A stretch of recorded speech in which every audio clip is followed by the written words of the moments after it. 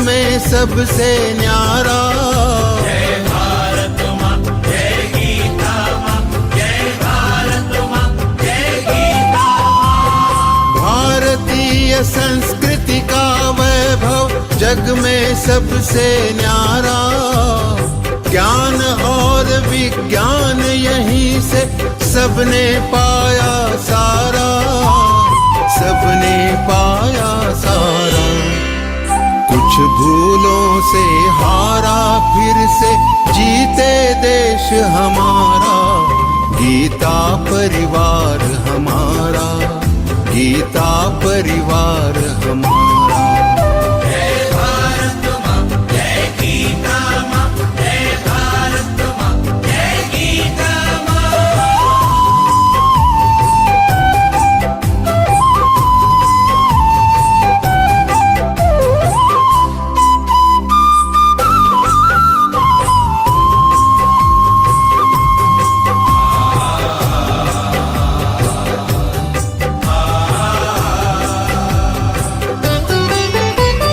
त्यागशील सेवा व्रतधारी युवा जगे पुरुषार्थी।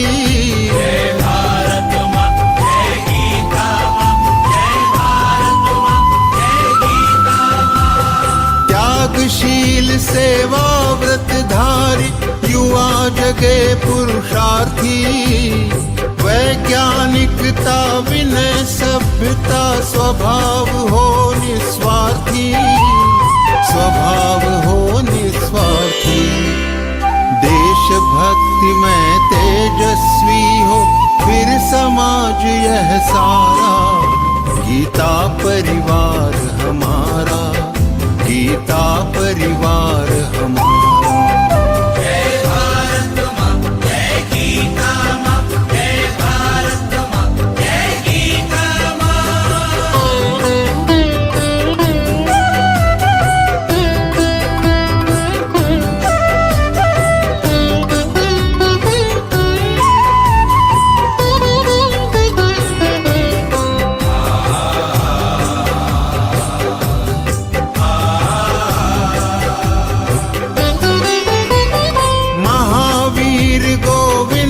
शिवाजी बुद्ध गगन के तारे। जय भारत माँ, जय गीता माँ, जय भारत माँ, जय गीता माँ। महावीर गोविंद शिवाजी बुद्ध गगन के तारे। परंपरा की पुण्य चेतना उर में हम सब धारे, उर में हम सब धारे। बाल हृदय में उसे जगाकर जगे देश यह सारा। गीता परिवार हमारा, गीता परिवार हमारा। जय भारत माँ, जय गीता माँ, जय भारत माँ, जय गीता माँ।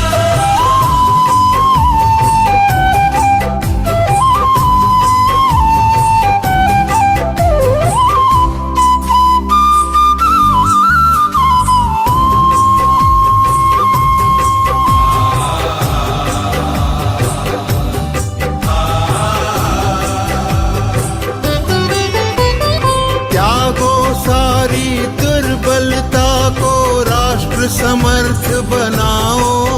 जय भारत माँ, जय गीता माँ, जय भारत माँ, जय गीता माँ। त्यागो सारी दुर्बलता को राष्ट्र समर्थ बनाओ। बंधु भाव समता ममता से सबको गले लगाओ, सबको गले लगाओ। चलो विवेकानंद मार्ग पर शुभ संदेश हमारा। गीता परिवार हमारा, गीता परिवार हमारा। ईश्वर भक्ति भाव से बहती संस्कारों की धारा। भारत माँ की सेवा में गीता परिवार हमारा, गीता परिवार हमारा, गीता गीता परिवार हमारा, गीता परिवार हमारा, गीता परिवार हमारा, गीता परिवार हमारा।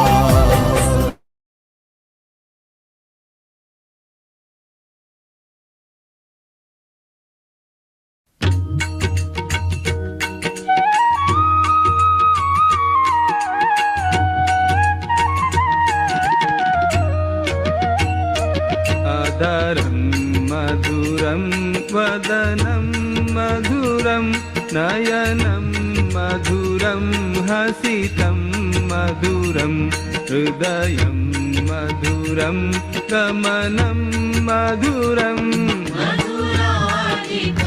मधुराधिपतेरखिलं मधुरं मधुराधिपतेरखिलं मधुरम्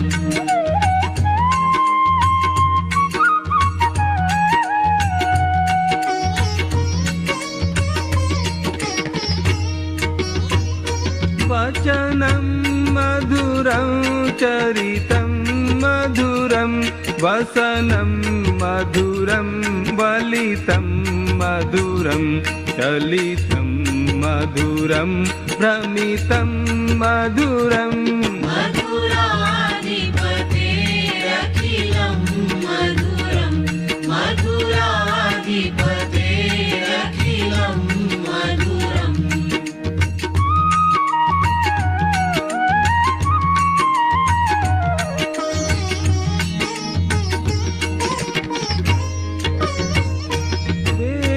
वेणुर्मधुरो रेणुर्मधुराः पाणिर्मधुराः पादौ मधुरौ नृत्यं मधुरं सख्यं मधुरम् मधुराधिपतेरखिलं मधुरं मधुराधिपतेरखिलं मधुरम्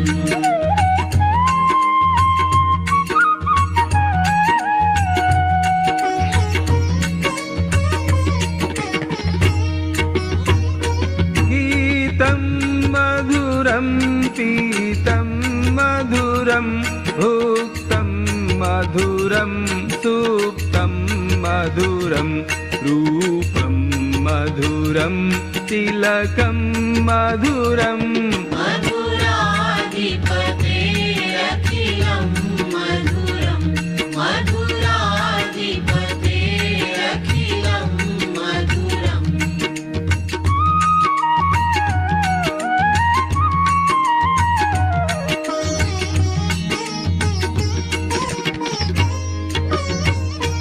हरणं मधुरं तरणं मधुरं हरणं मधुरं स्मरणं मधुरं वमितं मधुरं शमितं मधुरम् मधुराधिपतेरखिलं मधुरं मधुराधिपतेरखिलं मधुरम्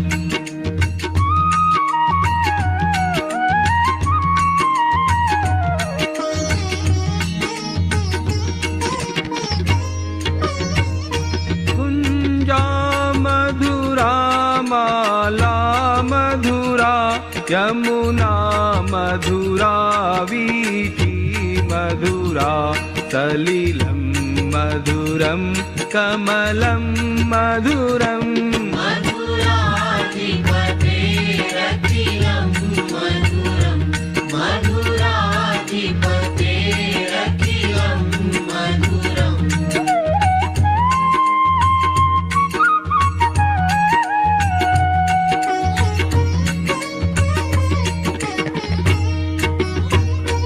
गोपी मधुरा लीला मधुरा युक्तं मधुरं मुक्तं मधुरं दृष्टं मधुरं शिष्टं मधुरम् मधुराधिपतेरखिलं मधुरं मधुराधिपतेरखिलं मधुरम्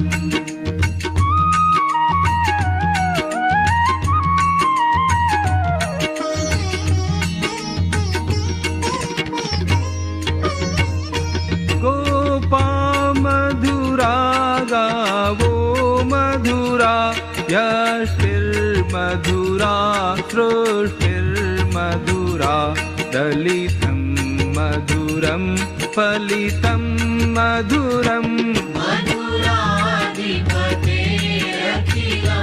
मधुरं मधुराधिपतेरखिलं मधुरं मधुराधिपतेरखिलं मधुरं मधुराधिपतेरखिलं मधुरम्।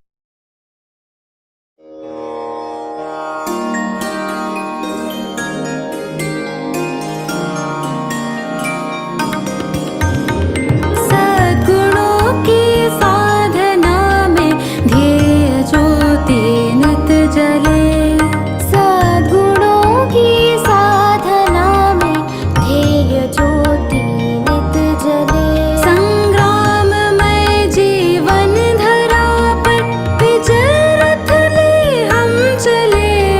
सद्गुणों की साधना में ध्येय ज्योति नित जले।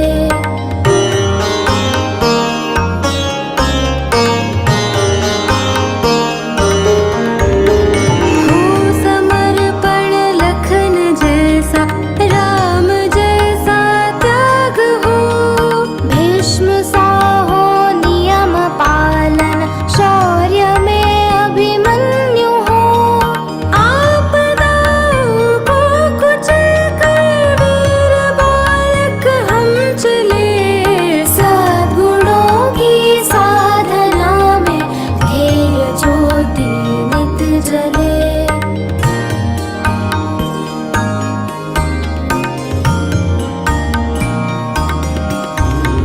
बुद्ध जैसे कारुणिक हो, धीर हम महावीर से। ध्रुव जैसे निश्चयी, सत्याग्रही प्रहलाद से। दुर्दम्य सारे संकटों में अग्निपथ पर भी खिले। सद्गुणों की साधना में ध्येय ज्योति नित जले।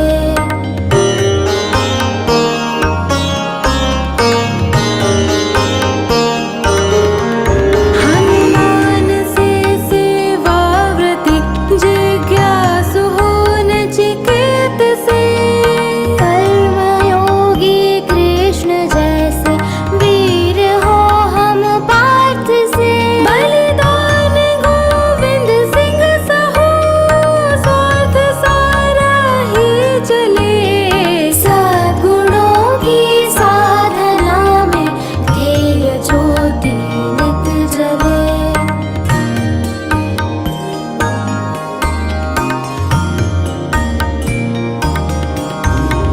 देशभक्ति हो शिवासम, प्रेम हो गौरांग सा।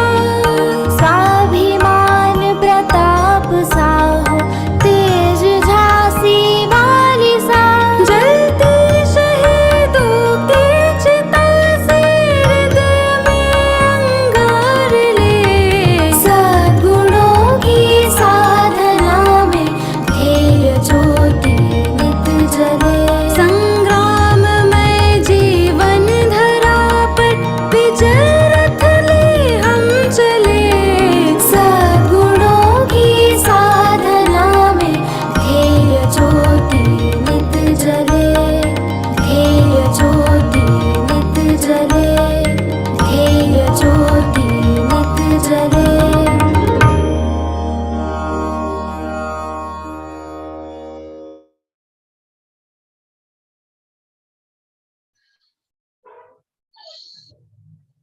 Jai Shri Krishna to everyone. Welcome to the world's largest Geeta Santhava. Peace and happiness is our original nature, because basically we are all part and parcel of Lord Krishna. As Shri Bhagavan said, Yathakashi sthito nityam vayus sarvatra go mahan tatha sarvani bhutani matsthani tyupadharaya. But because of Triguna effect, we are endowed with 6 enemies: desire, anger, greed, lust, and jealousy. We need to win these internal enemies by the practicing prema against kama, daya against krodha, and dan against lobha. Then only we can rediscover that eternal peace and bliss which dwells in our inner core of heart.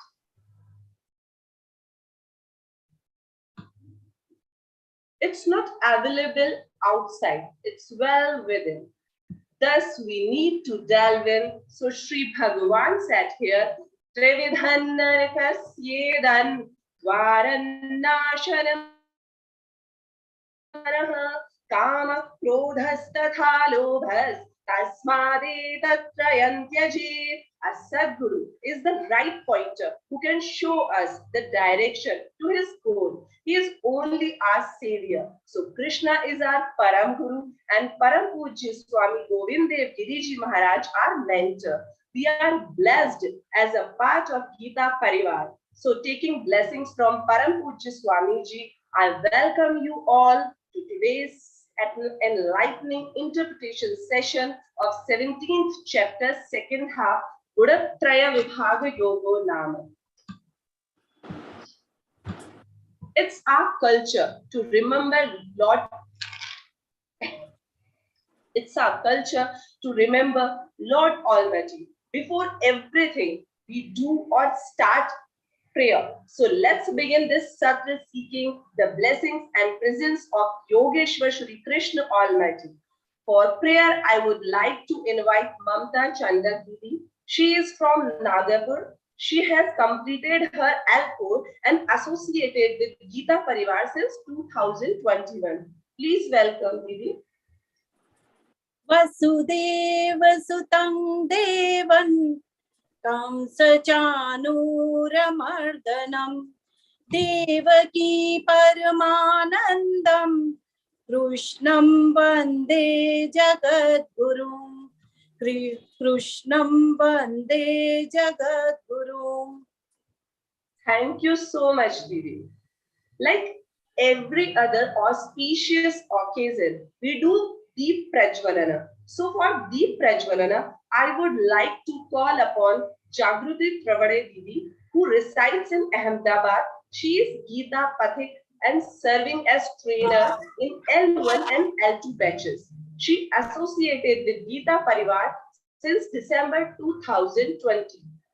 Please welcome Didi. निषिद्धैरप्येभिर्लुलितमकरन्दो मधुकरैः करैरिन्दोरन्तश्छुरित इव सम्भिन्नमुकुलः विधत्तां सिद्धिन्नो नयनसुभगामस्य सदसः प्रकीर्णः पुष्पाणां हरिचरणयोरञ्जलिरयम्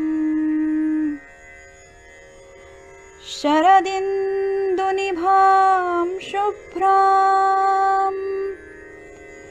शुभ्रवस्त्रैरलङ्कृतां कलहंसकृतावासां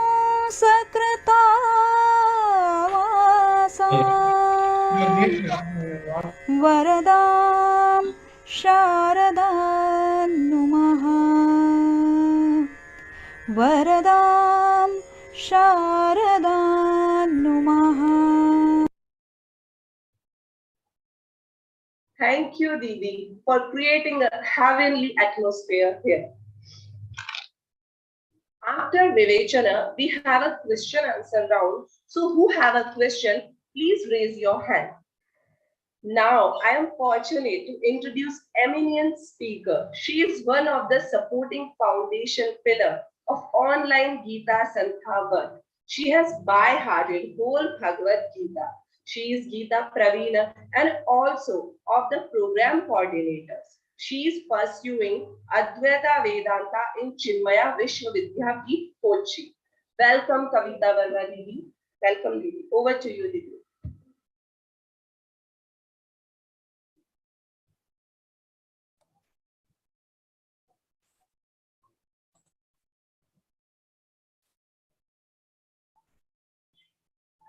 Jai Shri Krishna.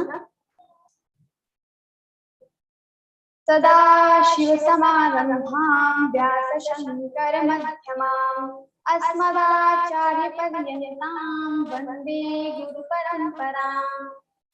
Om Pathaya Pratibodhitam Bhagavata Narayana Swayam Vyasena Gratitam Puranamina Madhye Mahabharatam Advaitamritavarshini Bhagavati Ashtadashaadhyayini Amba Tvamanusandadhami Bhagavad Geete Bhavatveshini Bhagavad-Gītā Bhavatveshini.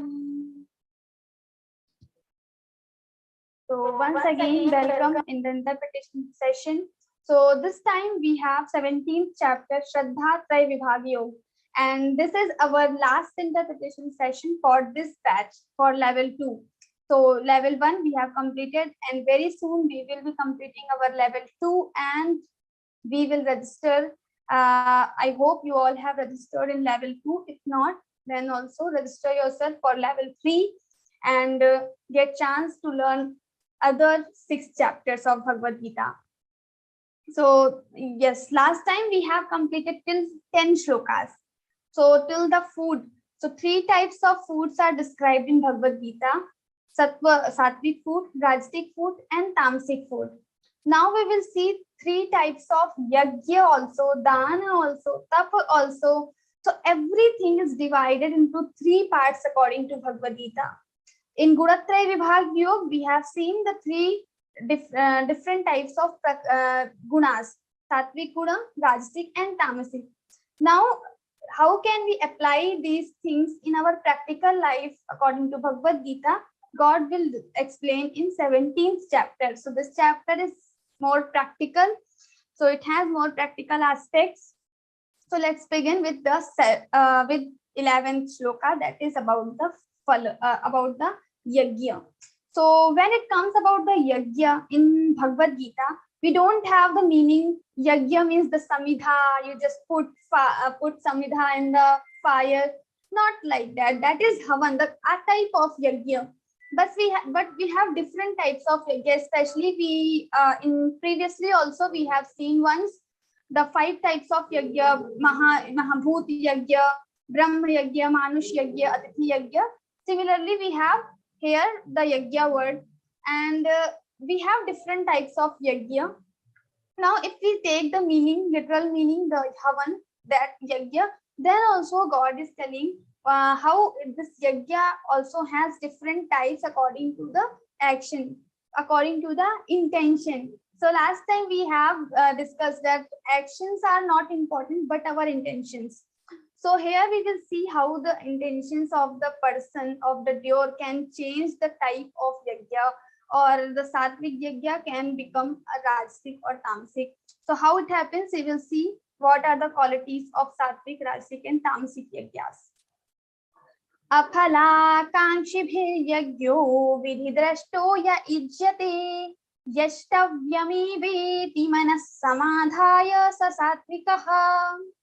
So first he starts with the sattvic yajna. What is sattvic yajna? So first word only he uses aphala kankshibhir yajyo, aphala, without seeking any phala, any fruit, any consequence, without thinking consequence. When the person performs yajna, that is called sattvic yajna. So whatever work you are doing, like Arjuna has to do yuddha, has to go for the war right now, and God is telling you do your yuddha, you do this war without seeking its fruit, because whatever is happening, I already have decided. You only have to become nimitta matram bhava savyasachin. So now Lord is telling aphala kankshibhir yajyo, whatever you do the yajna, you don't seek for the fruit, you just do your karma, you just focused on your actions. So if you are a student, you have to be focused on your studies, not on the result. If you are employed in a office, then you have to be focused on your work, not on the salary, because salary we all know we will get in the end of the month. So where we need to have our focus, that is very important. So aphala kankshibhir yagyo, and same thing he has also told in second chapter. Karmani vadhikaraste ma phaleshu kadachana. And there he's saying, he's not saying that don't seek for the fruit, but he is saying that you don't have any right to think about the fruit, to think about the consequence, because you don't know what will be the result.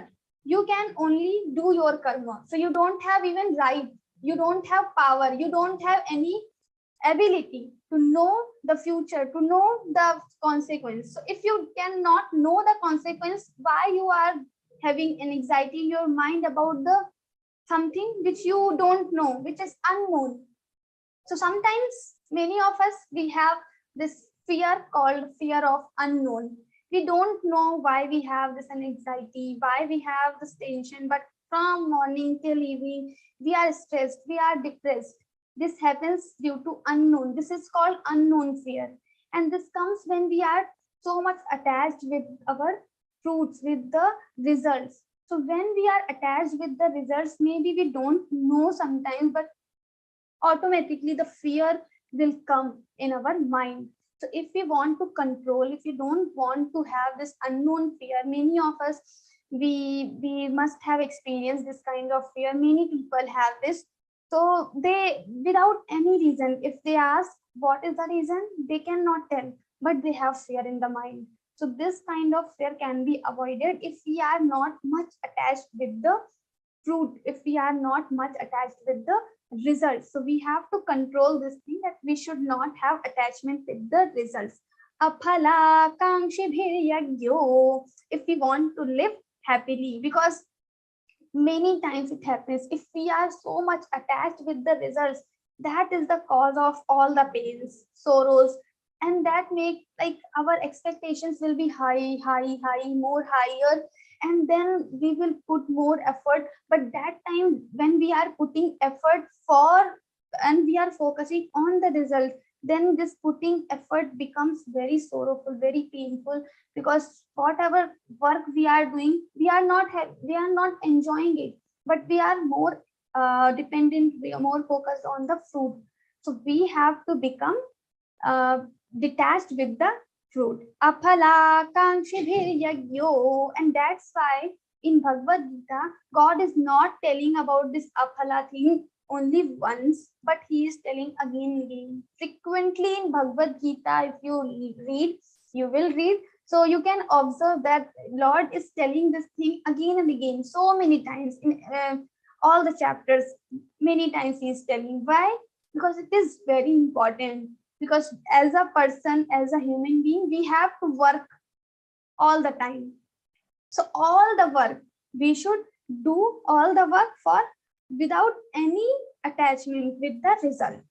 Aphala kankshibhir yagyo vidhidrashto ya ijyate yashtavyame veti manas samadhaya satikaha. And that should be followed, like whatever work we are doing, we are performing yajna, so we should follow the ordinance of Shastras. So we already have discussed about the ordinance of the Shastras, because the chapter itself begins with the question of Arjuna.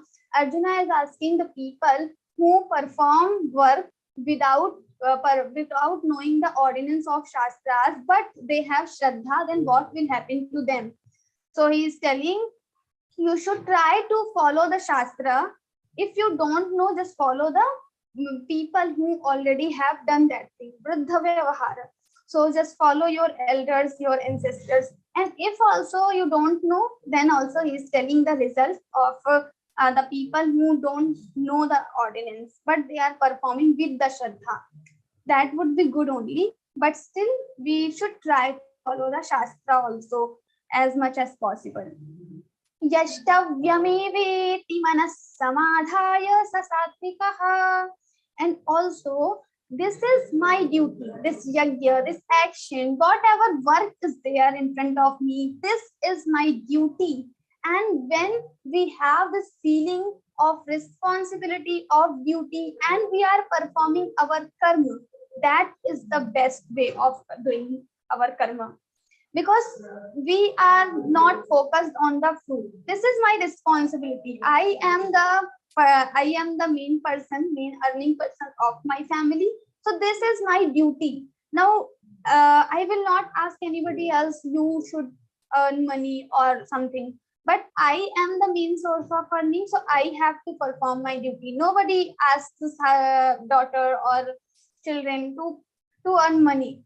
If they are not able to do that, they are small kids.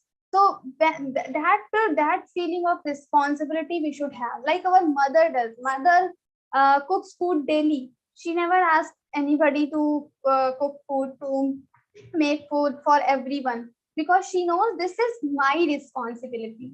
So when we have feeling of responsibility, duty for every work, then we will not have this sense of result. We will not be much attached with the result. So if we want to get detached with the result, then we have to have the sense of responsibility, duty. So yashtavyameveti manas samadhaya sa satvikaha. So this is my duty and I should do that, and this should be our feeling while doing all our work. So we have to perform the karma, all the yajnas according to the shastras, and to think that this is my duty and I am the person who should do this. Let's think about the scenario. There is a child and the mother. A very, very nice conversation. So once the mother asks her child, what do you love me? This child, the answer of the child is, yes, I love you a lot. Then the mother asks for the reason. Why do you love me? Can you tell? Can you explain? So the reply of this child is like, whatever we are thinking, you take care of me, you give me food. Then mother said, suppose I will not be able to give you food, then would you love me?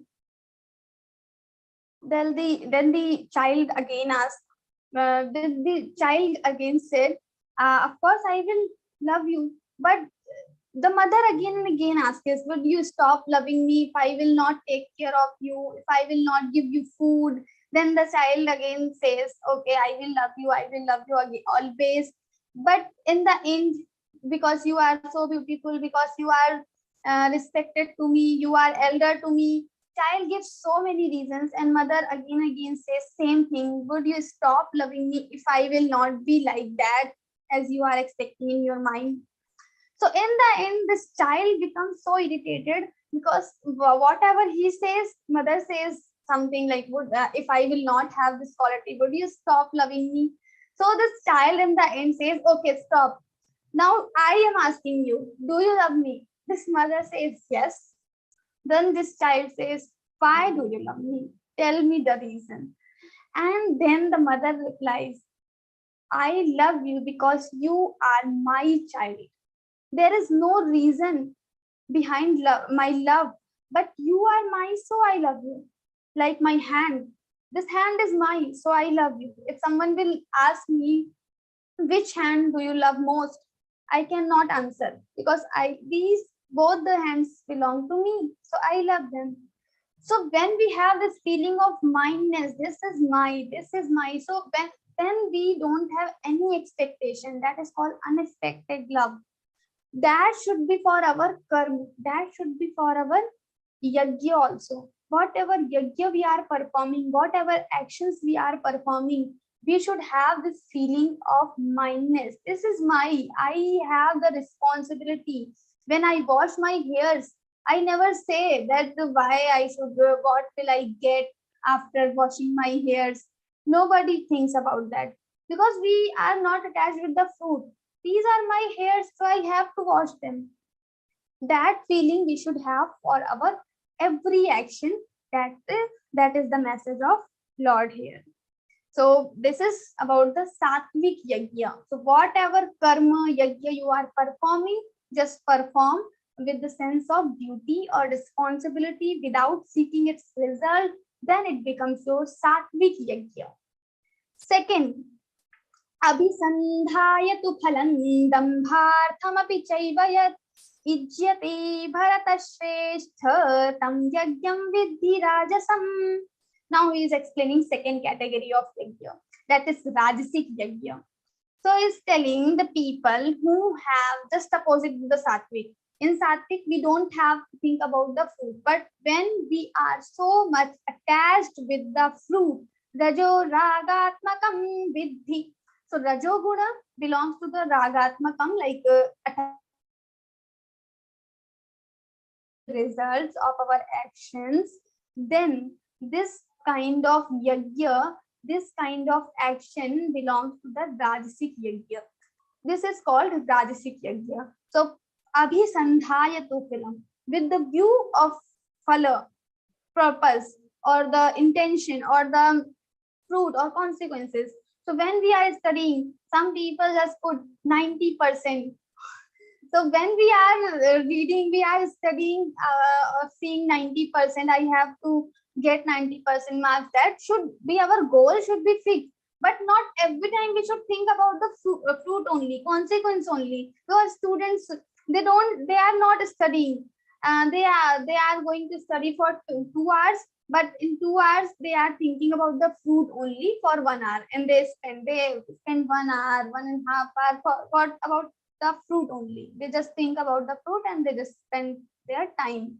So this should not be our attachment. We should have some goal, 90%, 95%, but we should not much indulge with the fruit, with the consequence.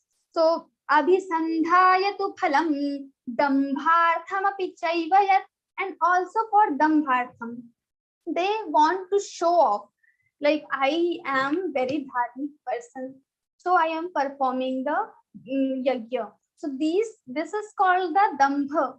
So when we want to showcase something or our actions in front of others, this is called the rajasic yajna. When we are doing, like suppose some person is performing yajna, why is performing yajna? To show others, this is Navratri, everyone is performing yajna, so I am also performing yajna. I am doing bhajan and having loud music for everyone, so everyone can, my neighbors can listen the music. They will get to know that I am performing yajna. Something is happening in my house that is so dharmic, so I am also a dharmic person. Then we have this intention in our mind, and we are performing yajna. That yajna will become your rajasic yajna. We abhisandhaya tu phalam dambharthamapi chaiva yat ijyate bharatashreshtha tam yajnam vidhi rajasam. And when we perform this type of yajna, this is called rajasic yajna. So we should become sattvic person, as we have seen, that will lead us to the success. The main purpose of life is to get the knowledge about the God, and to know the God, to know the reality. We have to become sattvic, and slowly we have to become trigunatit. So we have seen what are the lakshanas or characteristics of trigunatit. Kailing gaistin gunane tanatito bhavati prabho. So Arjuna has already asked about the trigunatit state, what is that state and how to reach that state, everything, and we have seen in 14th chapter. Now in 17th chapter, how to reach to that stage, he is telling. So we have to perform our yajna, that should be sattvic, not rajasic, because in rajasic we have attachment, so we will have more pain, because the result of rajoguna is dukkham only. In 14th chapter we have seen. So if we will have so much attachment with the fruit, we are going to get dukkha, pain only. Maybe once we will get high marks, it is good for us, but at the same time, some other time, what will happen? We will not be able to get, if sometime we will not be able to get the high marks, then we will have, because last time we got and now this time I'm not able to get, then we will have pain. So to reduce our pain, to avoid our pains, we have to avoid this rajasic vrittis. We have to follow the sattvic one. So this is about the rajasic yajna, and for the example we have jateshti yajna in the Vedas. This after performing this yajna, person can get kid. So for kids, people perform this jateshti yajna. So abhisandhaya tu phalam. They have some fruit in their mind and they are doing this action. So this is called rajasic yajna. What about the tamasic? This is very interesting because it is some fun is there every time. So vidhihinam asrishtanam mantrahinam adakshinam shraddha virahitam yagyam tamasam parichakshate. Now opposite to this sattvic and rajasic both. Vidhihinam asrishtanam, first thing, vidhihin, without following the ordinance of shastras. They don't see the shastras, they don't know the shastras, even they don't try to know the shastras, and just they are performing yajna vidhihin completely. They don't follow anything, just performing yajna, having some fire, some samhita, and just started yajna. Maybe sometimes panditji also not there. So this is called vidhihinam asrishtanam. And in every yajna, in the end, we have to distribute some annam, some kind of annam we have to distribute. That is the rule in the yajna. But asrishtanam, this tamasic yajna, the people who perform this tamasic yajna, maybe they are not going to distribute any food, anything in the end. Asrishtanam, mantrahinam, adakshinam. Now mantrahinam and adakshinam, these two words, having the mantrahinam without mantra. So Panditji recites mantra. So without mantra means Panditji is not reciting well. But why? The reason is the devil himself, this yajman, this person who is performing yajna. Why? Because adakshinam. Adakshinam without dakshina. We have to give some dakshina to Panditji. But these tamasic people, what is their strategy? Sometimes it happens in maybe you have observed this thing. Sometimes happens. People go to Panditji, they promise for 5,000 rupees after performing the yajna, but in the end, when they have completed wedding or something, some kind of yajna, what happens? They say, okay, I will give you only 3 or 2,000. So this happens with the thing, and in the yajna only they start fighting with Panditji. Now what Panditji, what he will do? He will not recite mantras well, half mantra, and half he is uttering, half he is inside in the kantha only. So like that. So this is called mantrahinam. Now Panditji will also not recite well mantrahinam and adakshinam, because you are not giving proper dakshina. And also then Panditji will have another appointment at the same time. He will come late or he will go very soon. So it happens. Why? Because we are not properly giving them dakshina. So dakshina is also important. When we are performing yajna, we should give dakshina to Panditji, and whatever we have done our commitment according to that only. So dakshinam, but in tamasic yajna people do. They don't give proper dakshina, or sometimes they give dakshina, but their bhava, their feeling is like, why I have to do, I can recite all the mantras, why I'm asking Panditji and all. So these when we have these feelings while giving the dakshina, this becomes our tamasic yajna. So we should not have these feelings. Mantrahinam adakshinam shraddha virahitam yajnam tamasam parichakshate. Now third is saying shraddha virahitam yajnam. They don't have any shraddha, they don't have to do anything with the yajna. Why they are performing yajna? Because some other reasons. Maybe some minister is coming, I have to perform yajna in front of him to impress him, or to impress the society, to show the society that I am dharmic person. Just for these reasons they perform yajna. They don't have anything with the yajna. So mantrahinam adakshinam shraddha virahitam yajnam tamasam parichakshate. Now next we will talk about the tapa. So we have three types of yajna: sattvic, rajasic, and tamasic. Now, when we talk about the tapa in our Bhagavad Gita, then it has different meanings. Because again, when we think about the tapa, we have only one image, that enter in the water and just sit in under the sunshine, and then it will become our tapa. Whatever we see on the televisions, we watch in the movie. So that is not the real tapa. That is a kind of tapa. But that is not only the tapa. Tapa, the main meaning of tapa is self-denial. When we are able to deny our mind, because our mind says so many things, do this, not do this. We know dharma, we know adharma, but we don't follow dharma, we follow sometimes adharma. Because our mind is saying, mind is forcing us to do, then we have to deny our mind. You should not do this. I am not supposed to do this. If the mind is saying, then also I am able to deny that mind. That is called real tapa. Now people will say, I can do, it is very easy for me. So tapa is very easy, but it is not easy.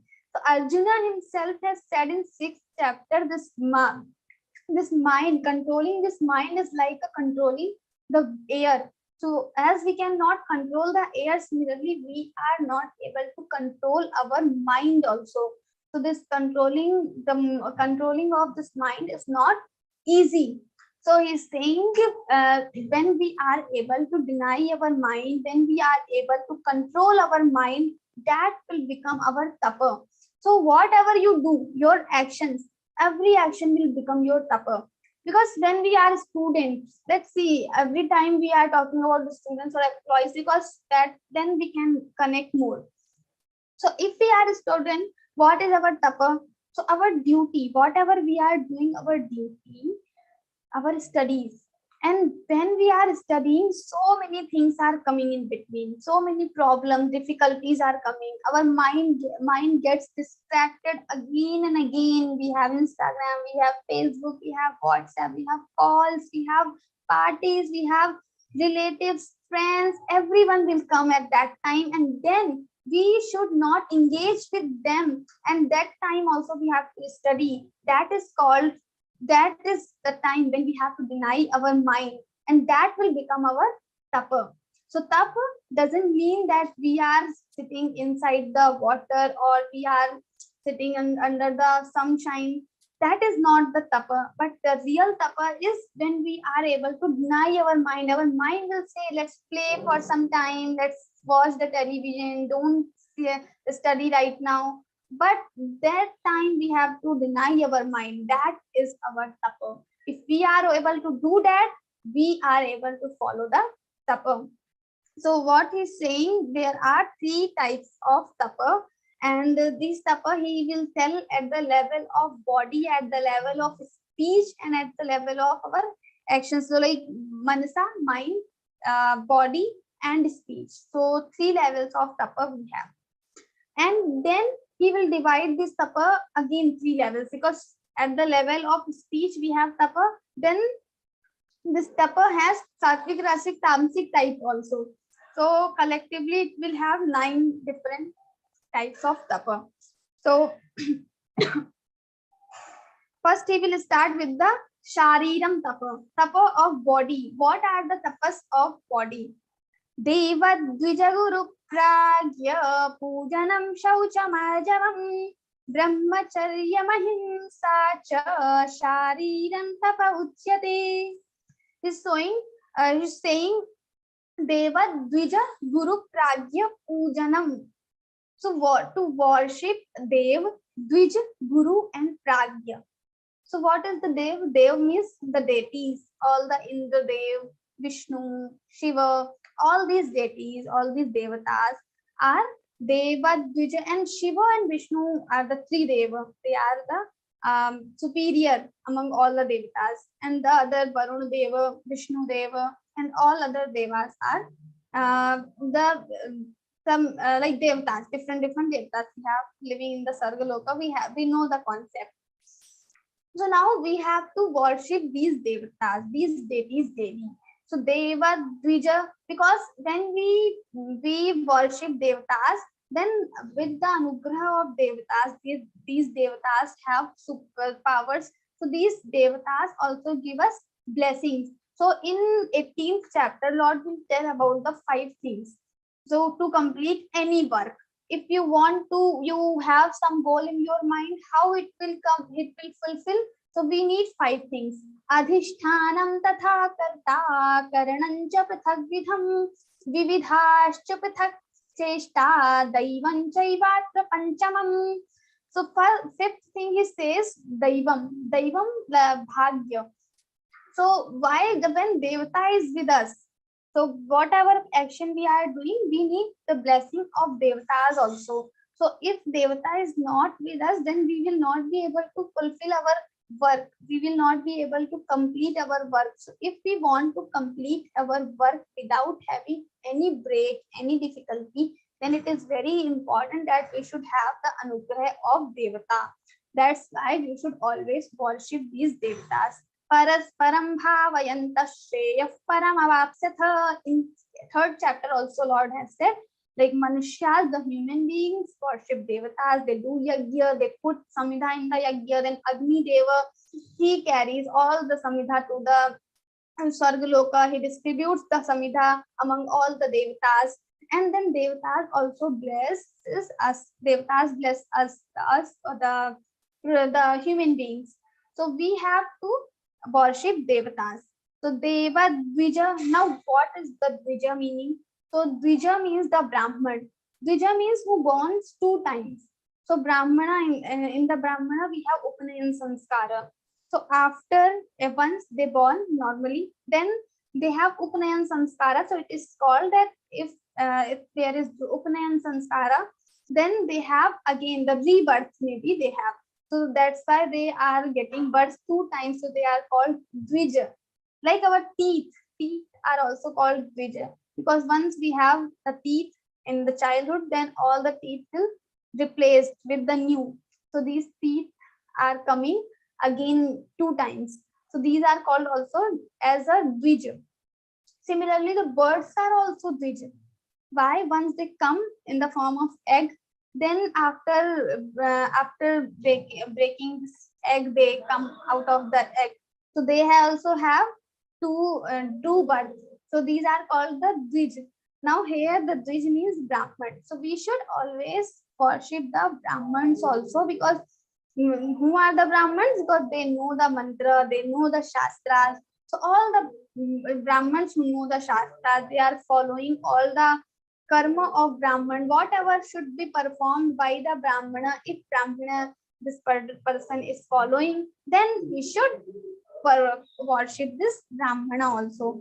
Deva Dvija Guru Pragya. Third is saying Guru.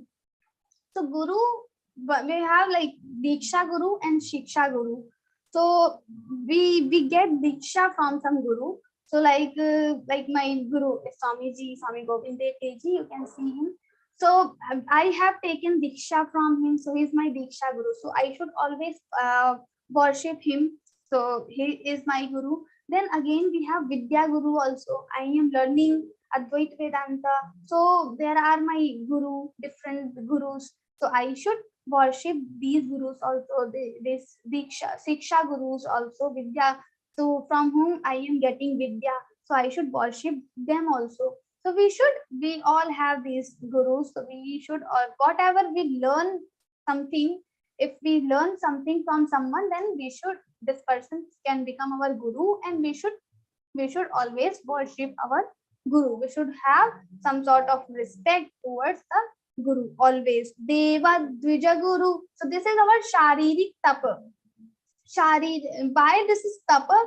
Because sometimes it is not possible to worship every day. Maybe this time I have very busy schedule. Then also I have to worship Devatas. I have to worship Guru. I have to remember the Dvija Brahmana. If some Brahmana is coming to my home, that means I am busy. Doesn't matter, but I have to attend that Brahmana. I have to take care. I have to serve that Brahmana, whatever he wants. I should fulfill the wish of Brahmana. That is my responsibility because I have to worship Brahmana. So whatever situations will come, sometimes difficult situations will come, and that time also, if we are worshipping the Brahmana, Deva and Guru, this will become our tapa, because that is the circumstances will come. These are difficult circumstances, and we are not supposed to do that work, but still we are doing, we are managing somehow. Then this will become our Sharirik tapa. So Vigna will come, difficulties will come, but then also we have to face these difficulties, and then it will become our tapa. Deva Dvijaguru Pragya. Then fourth he is saying Pragya. So it is not like only Brahmins will be Pragya. That's why he is separating this word Pragya and Brahmana. So Pragya means highly intellectual people who have the knowledge. So whoever person, no matter he believes Brahmana, Vaishya, Shudra, Kshatriya, if he has knowledge, then this person should be worshipped by us. And this knowledge can be any type. If someone has the knowledge of physics and I don't have, then I should respect that person. I should have respect.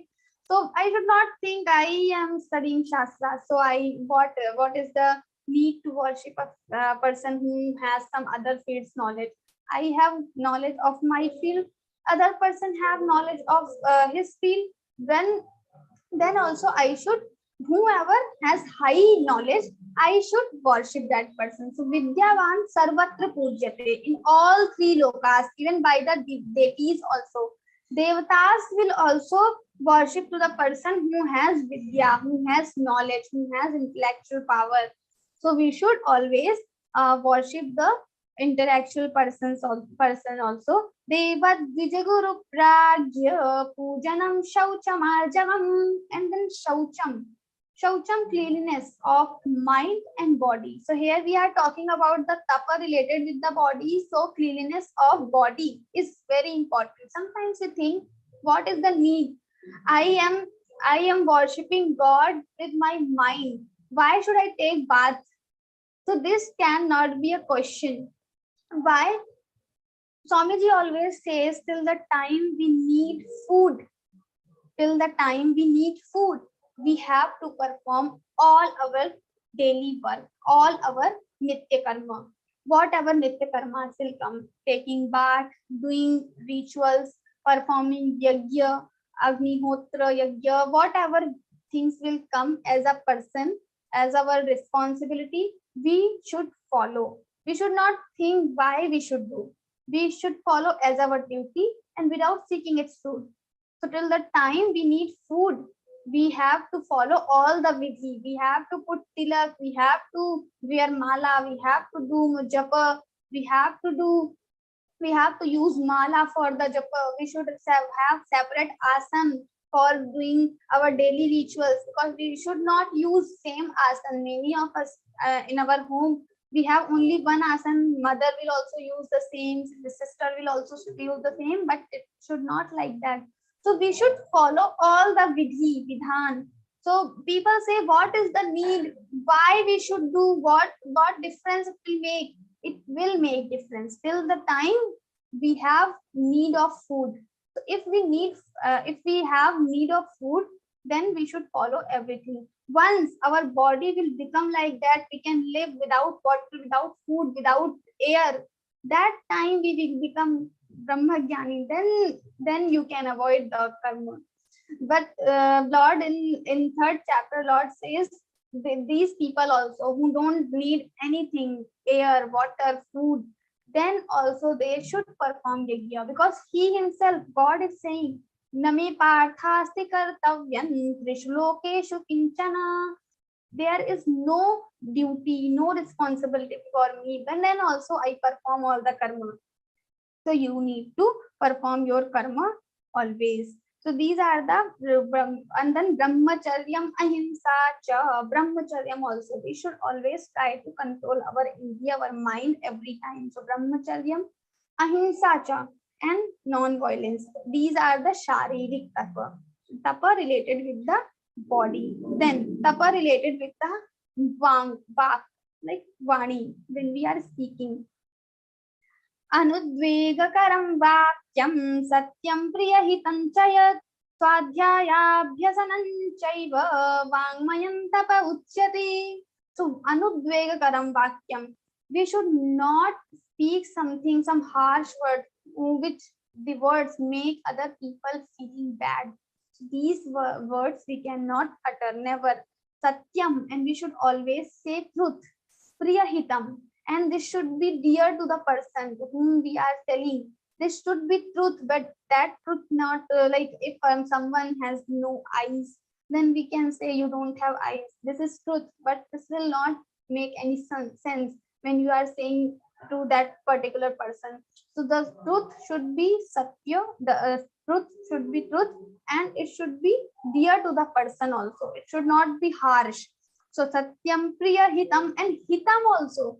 Sometimes people praise a lot. They admire us a lot. Oh, you are doing so good work.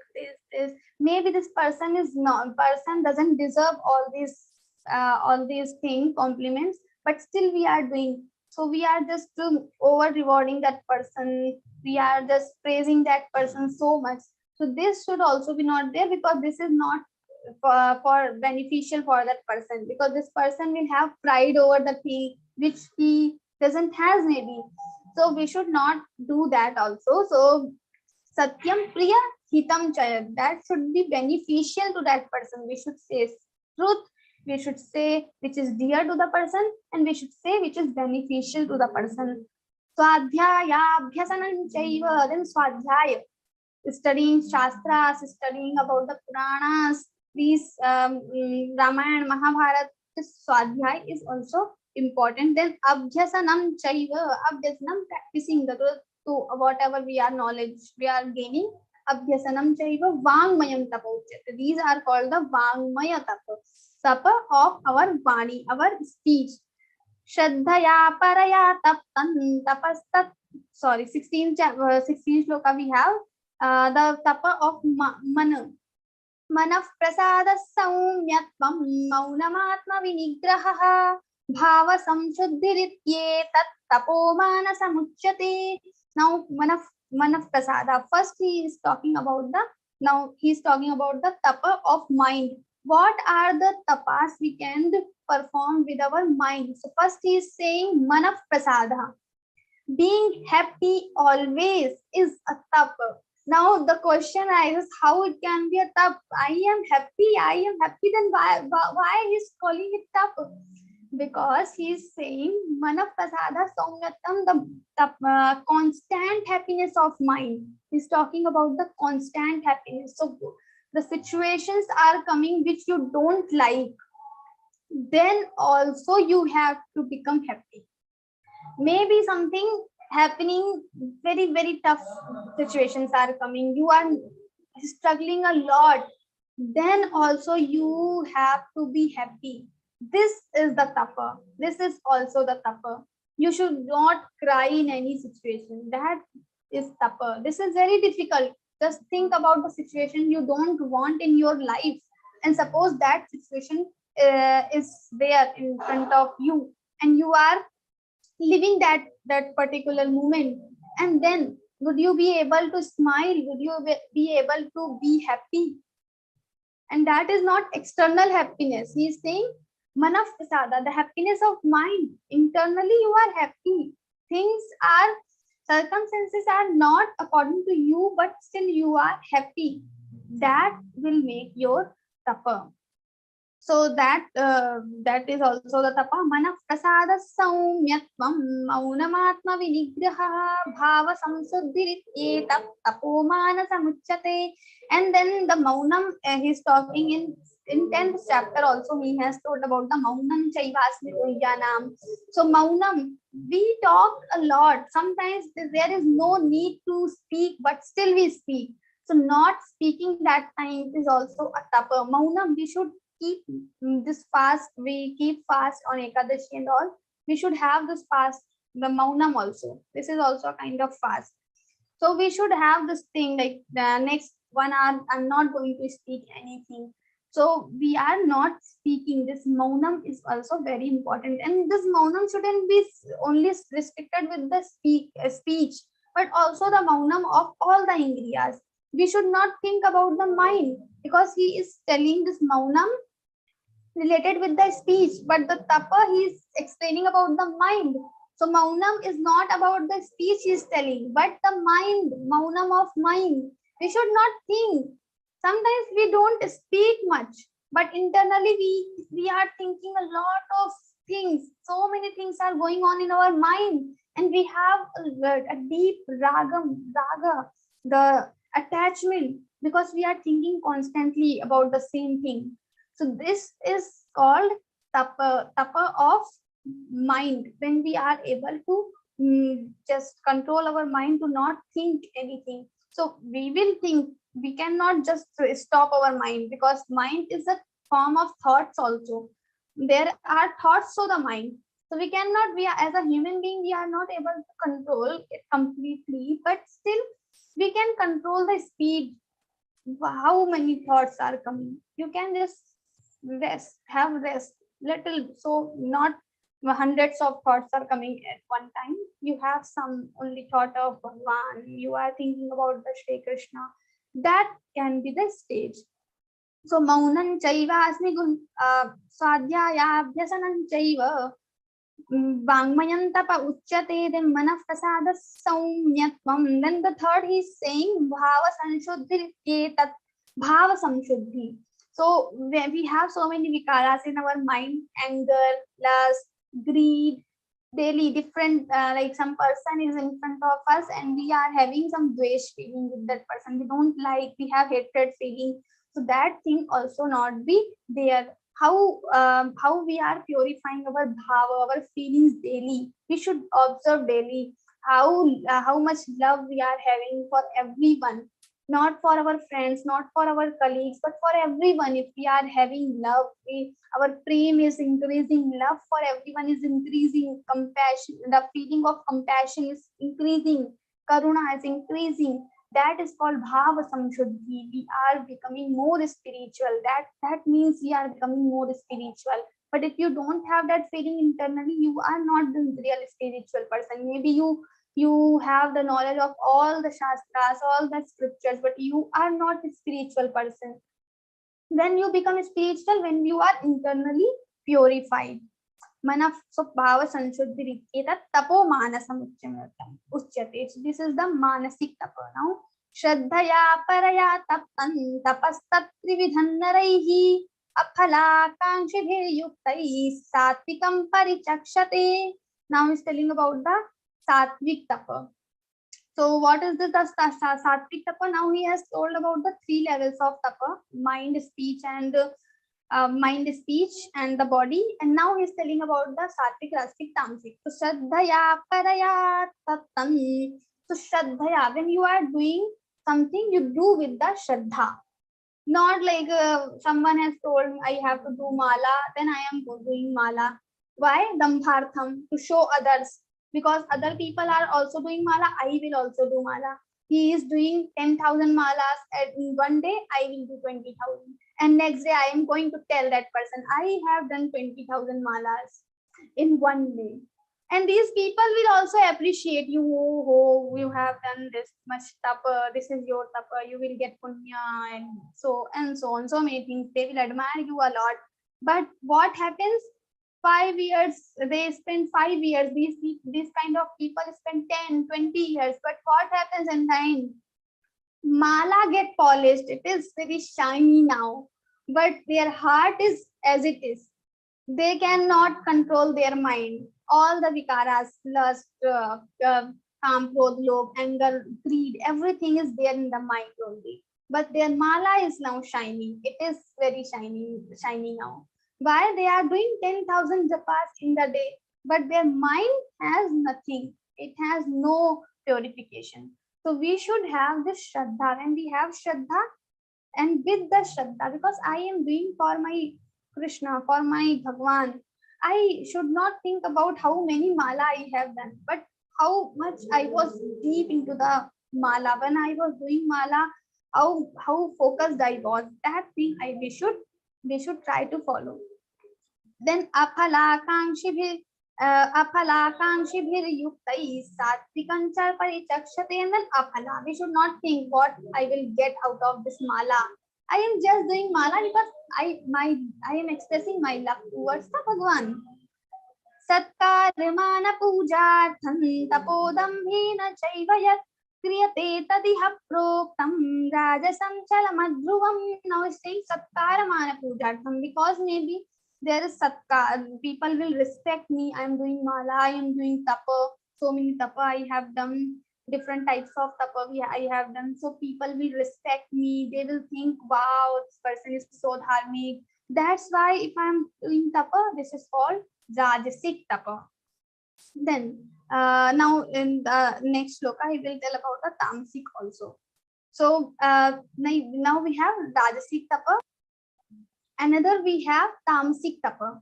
What is a tamasic tapa? So like we have this thing, we have already discussed karshayanta sharirastham. We are torturing our body.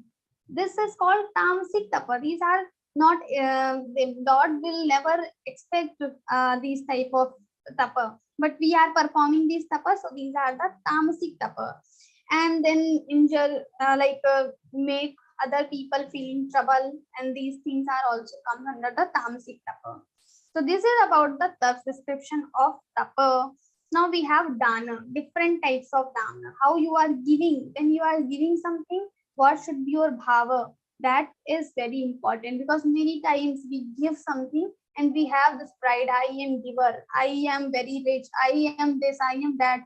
So we should not have these things. So Lord is explaining about the three types of dana: sattvic dan, rajasic dan, and tamasic dan. First he starts with the sattvic one.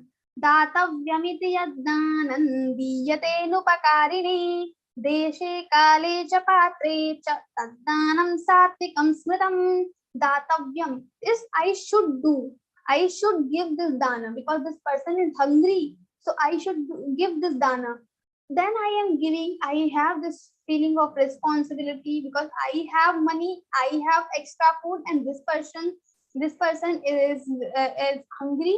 So this is my responsibility now as a human being. I should feed that person. So this kind of dana is called datavyam. I should do. So this is sattvic dana. Then diyate anupakarane, and I have given something to this person because he is hungry. Then in future maybe I will tell him, I gave you food that time when you were hungry. Now this time you have to come my home and you do some work for me. This should be not, this expectation should not be there. Anupakarane, I have not given him anything, but this was my responsibility, so I did. So this thing anupakarane, we cannot say that I have done something for you. I should not show to that person. Deshe kale cha patre cha, and at the appropriate time, at the appropriate the place we are giving, and to the appropriate person we are giving this dana. That like the person who is not hungry, but you are giving him dana, like by forcing, you are forcing him to take my dana, to receive my dana, then it is not a correct dana. If this person doesn't need and he is not asking you, then why are you giving him dana? So this is not a right dana.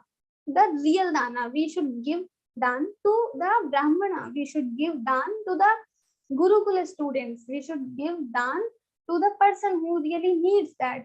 And if we are doing dana to the person who is very rich, he is not Brahman, he is not needy person, he is not a student also, then we are giving dana. This is not dana. We are just giving some prize or something gift to that person. We can say this is gift, not a dana. It is not a dana. So deshe kale cha patre cha, at the appropriate time, when maybe it is after eclipse, solar eclipse or lunar eclipse, if we are giving dana, so this is more appropriate time. Every time we can give, but if it is solar eclipse or something like that, then we should give dana. Maybe nobody is needed, needy person, and so we have that time maybe patra we cannot find who needs that dana, or who is brahmana, then also we should try to find, we should search around us, and we should search and find, and then we should give, and at the appropriate uh, place also. Maybe we are going to Kashi, Vishwanath, and some other dharmic places, then also we should give something to these panditji and other people around there. So we should give the dana. This is called sattvic dana. Then we have rajasic dana. What is the rajasic dana? Yattu pratyupakaratham phalamuddishya va punaha diyate cha pariklishtam taddanam rajasamsrutam. So when we have pratyupakaratham, I am doing upakara. So I am doing that something, something which I have expectation that I will get in return. So this expectation will make our dana rajasic. So when if we are giving something to someone, you should not expect what I will get in return. Otherwise, it will become your rajasic dana. And with diyate cha pariklishtam, we are not happy in the mind because we have only suppose we have only 10,000 rupees and we are giving dana of 1,000 and we are not feeling good. So this is also a rajasic dana, but we have to give dana because everyone is giving. Then if I will not give, then people will laugh at me. So I also have to give 1,000, 2,000. Then this dana will become your rajasic dana. So these are the rajasic dana. Then if you have adeshakali yad danam apatrebhyascha diyate asat kirtamavagyatam tattamasamudahritam. And if we are doing just opposite to the sattvic deshe kale cha patre, no matter there is lunar eclipse or something, I am not going to give dana. But at the time when no person he is not asking anything, that person is not a brahman also, he is very rich also, then also we are giving the dana. This is called tamasic dana. Maybe he will misuse with our money. So sometimes we give money to the people, we don't know them, and maybe they will misuse the money, and sometimes we know that this person will misuse the money, then also we give dana. So this is the tamasic dana. And asatkritam avagyatam, without respect, I am giving, some brahmana has come to my home and I am just giving, like I'm not even prostrating that brahmana, I'm just giving with the pride, I have money, I'm giving you something. So this is without respect if we are giving. And with when we are giving something, we are saying some words also. Maybe why you come daily, next time I'm not going to give you anything, don't come daily. So if you are uttering these words and you are giving dana, this is completely tamasic, because you are not having any respect for the person to whom you are giving dana. So it is tamasic dana. So you should not do these things. Now the next is he will tell about the Tat Sat Iti. So he will tell about the name, indication, like indicator of Paramatman. So everyone has some name. So Paramatma also has some words to indicate the Paramatma. So Om Tat Sat Iti Nirdesho Brahmanasri Vidhasmitaha Brahmanastina Vedascha Yagyascha Vihitah Pura. So we have noun, pronoun, and adjective. So Om, when we say Om, that is something noun. If I'm telling Kavita Verma, so this is my name. So this is something noun. Then if we cannot indicate with the person, I don't know the name, so I cannot indicate with the noun. So what I will use? I will use you or he, she, something like that. So then we will use pronoun. So that is Tat, Om Tat. And when we don't know noun, pronoun, we just say, oh, pink suit, or a person who has specs, or the person who has watch. That, like that, if we indicate with some visheshana, with some adjective, that is called. So here the adjective for the Paramatma is Sat. He is Sat Sarupa. He exists every time. That's why it's called Sat. So Om Tat Sat. Om is noun. Tat is pronoun. Sat is adjective. So Om Tat Saditi Nirdesho Brahmanastrividhasmritah. These are three indicators of Paramatma. And Brahmanastena Vedascha Yagyascha Vihita Pura. And that's why the Brahmanas in Vedas also, every time mantra starts with the Om only. Om, Agni Midhe and all. Then Tasmadomityudahitya Yajidana Tapakriyaha Pravartante Vidhanoktas Tatatam Brahmavadinam. And that's why every time Brahmavadi, the people who believe that there is Brahma, they believe in Vedic culture, they always start all the tapa yajna action with the Om only. Tasman Om Utyudahitya. Then Tadityana Visandhaya Phalam Yagyata Pakriyaha Dana Kriyascha Vividha Kriyante Moksha Kankshibhihi. And Tad iti Avisandhaya. Like people with after saying Tat, they start their karma, and without seeking they start Dan Kriya and all other actions without seeking any fruit. They just want moksha. That's why they are performing. So without seeking any fruit, they start their karma with the Tat word. And Sadbhave Sadhubhave Cha Saditi Sadbhave Sadhubhave Cha Saditye Tatta Yujyate Prashaste Karmani Tatha Satchabda Partha Yujyate. So he's saying when we have something good happening with us, then this Sad word used. Sadbhave and Saditye Tatta Yujyate. That time use this Sat word. And then Prashaste Karmani Tatha Satchabda Partha Yujyate. And whatever auspicious actions we perform, then also this Sat word is used. Yajne tapasidane chastiti sadati chochate karma chaiva tadarthiyam sadityeva vidhiyate. So when we have devotion in yajna, like sacrifice, yajne dane, whatever we are doing, giving gifts or dana or austerities, when we have devotion, this is called sat. And any act, whatever work we are doing for such so for some good purpose, that is called sat only. Karma chaiva tadarthiyam. Tadarthiyam, whatever, if we are doing something for tad means that Paramatma, that Bhagwan, we are not doing for our selfish motives, that is called sat. And in the end, Ashraddhayahutan dattan tapastatrividhan tapastaptang krutanchayat asadityuchate partha nachatatpretya no iha. And just opposite means saying without shraddha, with the food, with the mind that I am getting this food after doing this. And this type of tapa, if we are doing, if this type of yagya, whatever action, if we are doing with this thing without faith, the shraddha word is very important, because shraddha Traya Vibhagi is saying. So if we are doing without faith, then we are it will become asat. Now he was telling about the sat, this type of karma, everything will become asat completely. It will have no good fruit, nothing.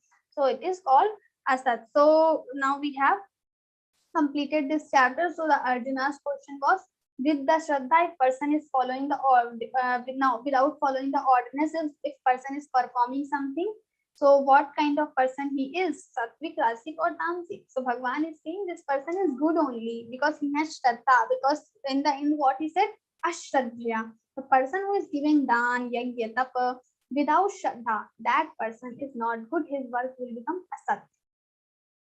So we will complete. Om Tat Saditi Śrīmad-Bhagavadgītā Upanishadsu Brahma Vidyayam Yoga Shastre Shri Krishna-Arjuna Samvade Shraddha Traya Vibhaga Yogo Nama Saptadashodhyayaha. Om Shri Krishna Arpanamastu. Jai Shri Krishna.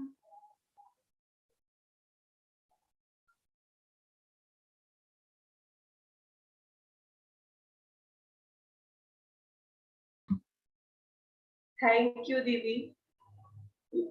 Thank you so much, Didi. We are really fortunate to have your knowledge with us.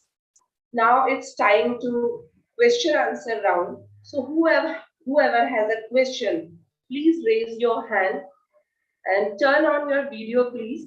so that we can spotlight you.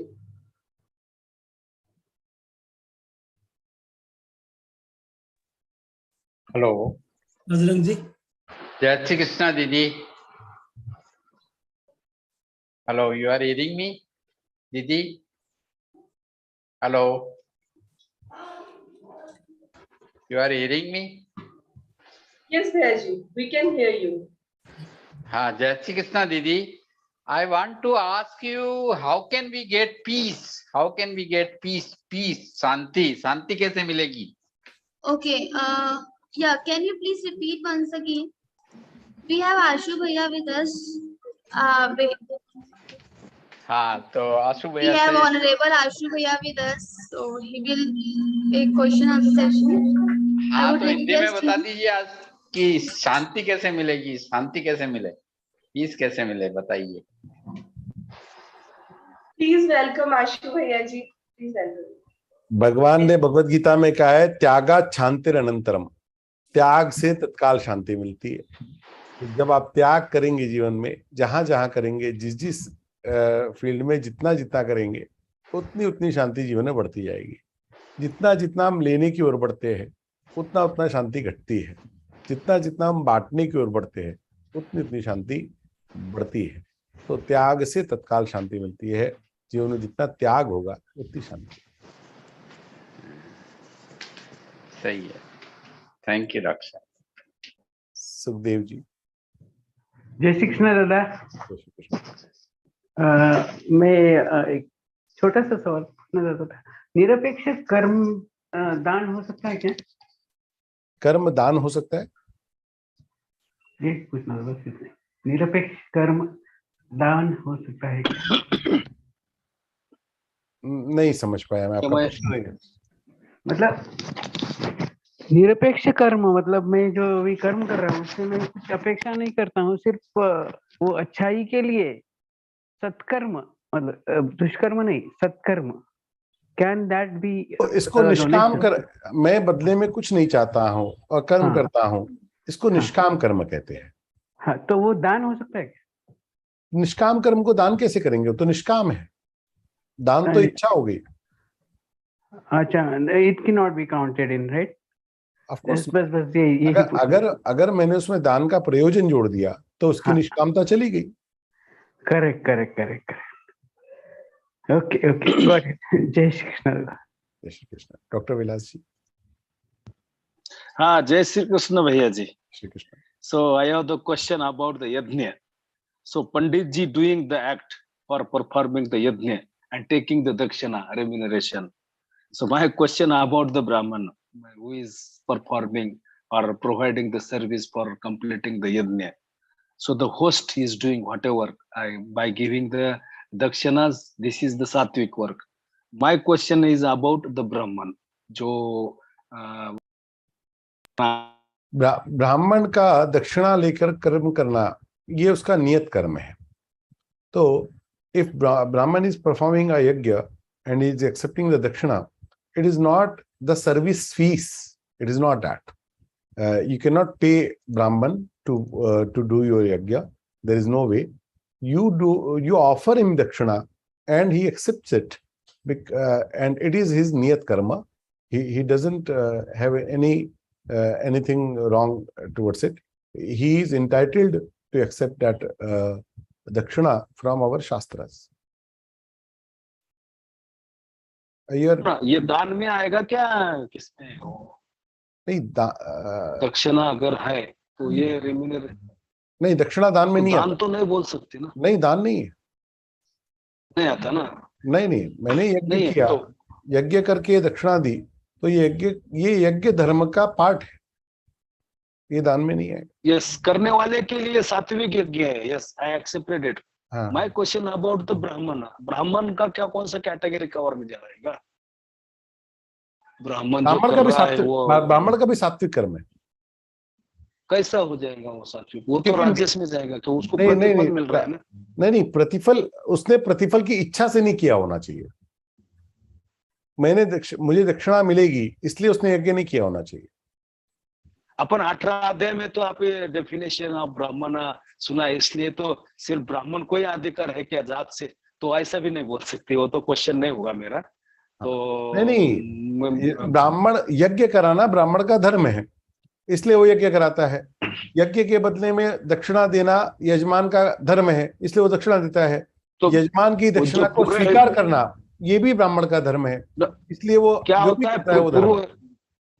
जो पुरोहित है ना, पुरोहित या और भी other क्या जात के क्यों, अदर ओबीसी वाले क्यों ऐसे हो सकते हैं क्या, कि सिर्फ ब्राह्मण ही हो सकते हैं? नहीं, यज्ञ करने का करवाने का अधिकार केवल ब्राह्मण को है। हाँ, तो वही तो क्वेश्चन है ना, वो तो कर्म से ब्राह्मण का जो डेफिनेशन है, वो जो अगर पढ़ाया, हमने बहुत ये किया, तो हम नहीं कर सकते क्या वो काम? नहीं, और आप अपने लिए कर सकते हैं, आपको दूसरे का कराने का लाइसेंस नहीं है। हाँ, तो उनके पास कैसे क्या लाइसेंस आ गए, ये मेरा क्वेश्चन है। पूर्व जन्म में ऐसा कर्म किया है कि ब्राह्मण योनि में जन्म हुआ। हाँ, पूर्व जन्मों मतलब के कर्मों के अनुसार हम ये श्रद्धा के कैटेगरी में है कि ये ब्राह्मण है, इसलिए हम उनसे पूजा करेंगे, ये हमारी श्रद्धा है, बस। श्रद्धा नहीं है, सब मानना चाहिए। श्रद्धा नहीं है, ये नियम है। जैसे कोई व्यक्ति, आप किसी टीचर से पढ़ते हैं या डॉक्टर से ट्रीटमेंट कराते हैं, तो उसका एमबीबीएस का डिग्री देख के करते हैं। टीचर को पढ़ते हैं तो वो बीएड है कि नहीं है देखकर उसे पढ़ते हैं। तो यज्ञ करना है तो वो ब्राह्मण है, ये उसका लाइसेंसिंग है। और वो ब्राह्मण बाई चांस नहीं हो गया है, कोई कोइंसिडेंस से वो ब्राह्मण नहीं हुआ है। उसने पूर्व जन्म में ऐसे कर्म किए हैं जिसके कारण उसको उस ब्राह्मण योनि में जन्म मिला है। तो he is entitled by his Karma only. We cannot think about the karma from this life only. We have to follow the karma rule from ancient lives, from the past lives, from past many lives. We cannot limit the life in only this 60, 70, 80 years. Understand that? He's muted. होना चाहिए। Sorry? चलो, जो पूजा यज्ञ करने के लिए सबको allowed होना चाहिए। तो हम यज्ञ करना सबको अलाउड है, यज्ञ करवाना सबको अलाउड नहीं है। आप अपना यज्ञ करें, उसमें किसी को कोई आपत्ति नहीं है, लेकिन आप दूसरे का यज्ञ नहीं करवा सकते। दूसरे का यज्ञ करवाने का अधिकार आप अपना यज्ञ स्वयं कर सकते हैं, उसमें कोई आपत्ति नहीं। बरोबर है, मैं एग्री हूँ, लेकिन वो ब्राह्मण का जो कार्य होगा, कर्म होगा, वो रज में जाएगा, राजस में जाएगा। ये राजस में तब जाएगा जब वो ब्राह्मण उस दक्षिणा की अपेक्षा से यज्ञ करेगा। अगर वो ब्राह्मण तो मेरा कर्तव्य है ये मानकर करता है तो वो राजस नहीं, सात्विक हो जाएगा। ठीक है, सारी बात क्रिया के पीछे की भावना की है। मैंने भावना प्रत्युपकार की रखी है तो उसमें राजस आएगा। मेरा प्रत्युपकार का भावना नहीं है, दक्षिणा नहीं देगा तो भी मैं इसका यज्ञ कराऊंगा, तो वो सात्विक हो गया।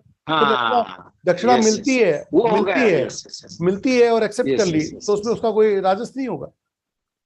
बरोबर है। लेकिन अगर वो मानता है कि मुझे इतनी चाहिए, तो फिर तो राजस हो जाएगा। बिल्कुल ठीक है, तो राजस हो जाएगा। अगर उसने ये पहले तय किया कि मुझे तो भाई 1100 रुपए चाहिए, फिर मैं आपका यज्ञ करवाऊंगा, तो राजस हो जाएगा। बिल्कुल ठीक है आपकी बात। अगर उसका तामस कर्म कब बनेगा, उसने पूजा करके कुछ गलत नहीं हो सके, राजस और सात्विक में कहेंगे, तामस में नहीं जाएंगे। नहीं, तामस तब हो जाएगा जब वो किसी के अनिष्ट के लिए यज्ञ कराएगा। हाँ, बरोबर है, ये तो अपन देखा है उसमें, ठीक है, पीड़ा के लिए, इसके लिए, ये बरोबर है। तो मतलब अघोरी मंत्र तंत्र वो ब्राह्मण भी बोल सकते हैं। अब वो ब्राह्मण करेगा तो तामस होगा, वो तामस होगा, तामस में जाएगा। Yes, thank you very much, बहुत बढ़िया। हमारे पास क्वेश्चन नहीं रहते, लेकिन आपको आने के बाद क्वेश्चन पूछने का दिल होता है। चलो ठीक है, रुक्मणी जी। हाँ शिव भैया, नमस्कार। नमस्कार। मैं अभी L2 पूरा करूंगी और बहुत ही आनंद आता है। आपका विवेचन सुनकर बहुत खुशी होती है, बहुत मन को शांति मिलती है। लेकिन पिछले साल मेरे हस्बैंड सुशील शर्मा जी की डेथ हो गई थी कोविड से, तो उस मारे मन बड़ा उचाट रहता है। फिर भी दिल लगाती हूँ, बहुत अच्छी टाइम पास हो रही है, बहुत अच्छा नॉलेज ज्ञान की वृद्धि हो रही है। लेकिन मैं लर्न नहीं कर पा रही हूँ। लर्न करने के लिए समय अधिक लगाना पड़ता है। जितना अधिक समय मैं लगाता जाऊंगा उतना शीघ्रता से मुझे याद होता है, ऐसी बात है।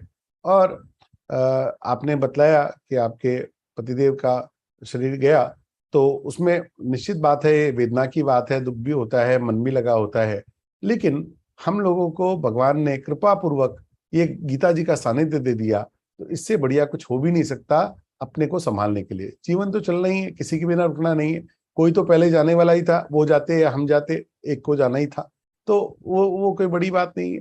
लेकिन अब कोई गया है तो उसके लिए भी और मैं अपने जीवन के लिए भी, दोनों के लिए गीता पढ़ूं, इससे बढ़िया तो कोई उपाय हो नहीं सकता। इसलिए गीता जी को ही जीवन का आधार बनाकर करना चाहिए। कंठस्थ करने की जो बात है, उसके लिए जितना अधिक आप उसको सुन सकते हैं, श्रवण कर सकते हैं, उतना सुने। सुबह उठे तो मॉर्निंग अलार्म, स्वर्णकाकी कार्डियो, हम टहलने जाते हो तो सुनते हुए जाए, हम नहाते हैं, हम खाना बनाते हैं, हम खाना खाते हैं, सब समय स्वर्णकाकी का ऑडियो सुने। हम दोपहर की थोड़ी नींद लेते हैं तो भी स्वर्णकाकी का ऑडियो धीमी आवाज में सुनते रहे। जितना ज्यादा हम सुनते रहेंगे, जैसे मूवीज के सॉन्ग हमने कभी याद नहीं किए, सुनते सुनते ही हमको कितने सारे याद हो गए, ऐसे ही गीता जी को भी अगर हम सुनते रहेंगे तो वो भी हमको कंठस्थ होगी। और रोज सवेरे पूजा में बैठिए और भगवान को बिना देखे एक अध्याय सुनाने का अभ्यास करिए। फिर भूल जाइए तो खोल के देखिए, फिर बिना देखे सुनाइए, फिर भूल गए फिर खोल के देखा, भगवान कोई बुरा नहीं मानेंगे। और ऐसा करने से लगभग 30 दिन में एक अध्याय तैयार हो जाता है। धन्यवाद जी। अच्छा, एक और शंका है, क्या शर्मा जी का दूसरा जन्म हो गया होगा? ये कोई निश्चित नहीं होता। जिस समय प्राण गए उस समय तुरंत हो सकता है, उसके 10 दिन के भीतर नहीं हुआ तो 10वें दिन फिर जब हम ये अपनी सपिंडिक क्रिया करते हैं तो उसके बाद उसको आत्मा तत्व को किसी योनि में जाना पड़ता है। तो वो किसी योनि में जाने के लिए अलग अलग लोकों में भी जा सकते हैं, तो वहां पर भी जा सकते हैं और मनुष्य के रूप में वापस भी जन्म ले सकते हैं।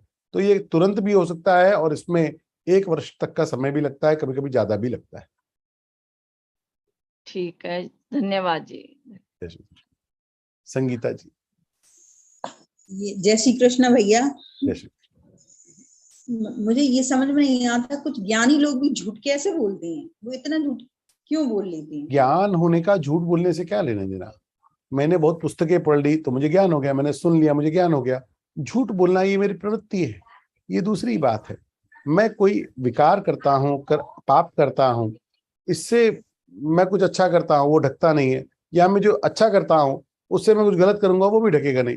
ये दोनों अलग अलग चलते हैं। जीवन में पुण्य और पाप ये दोनों साथ साथ चलते हैं। कोई भी खाली पुण्य पुण्य पुण्य नहीं करता, कोई भी खाली पाप पाप पाप नहीं करता, कोई भी केवल सही काम नहीं कर सकता, कोई भी केवल गलत गलत काम नहीं कर सकता। तो सभी के जीवन में कुछ अच्छी बातें कुछ बुरी बातें होती है, इसको सामान्य रूप से देखना चाहिए।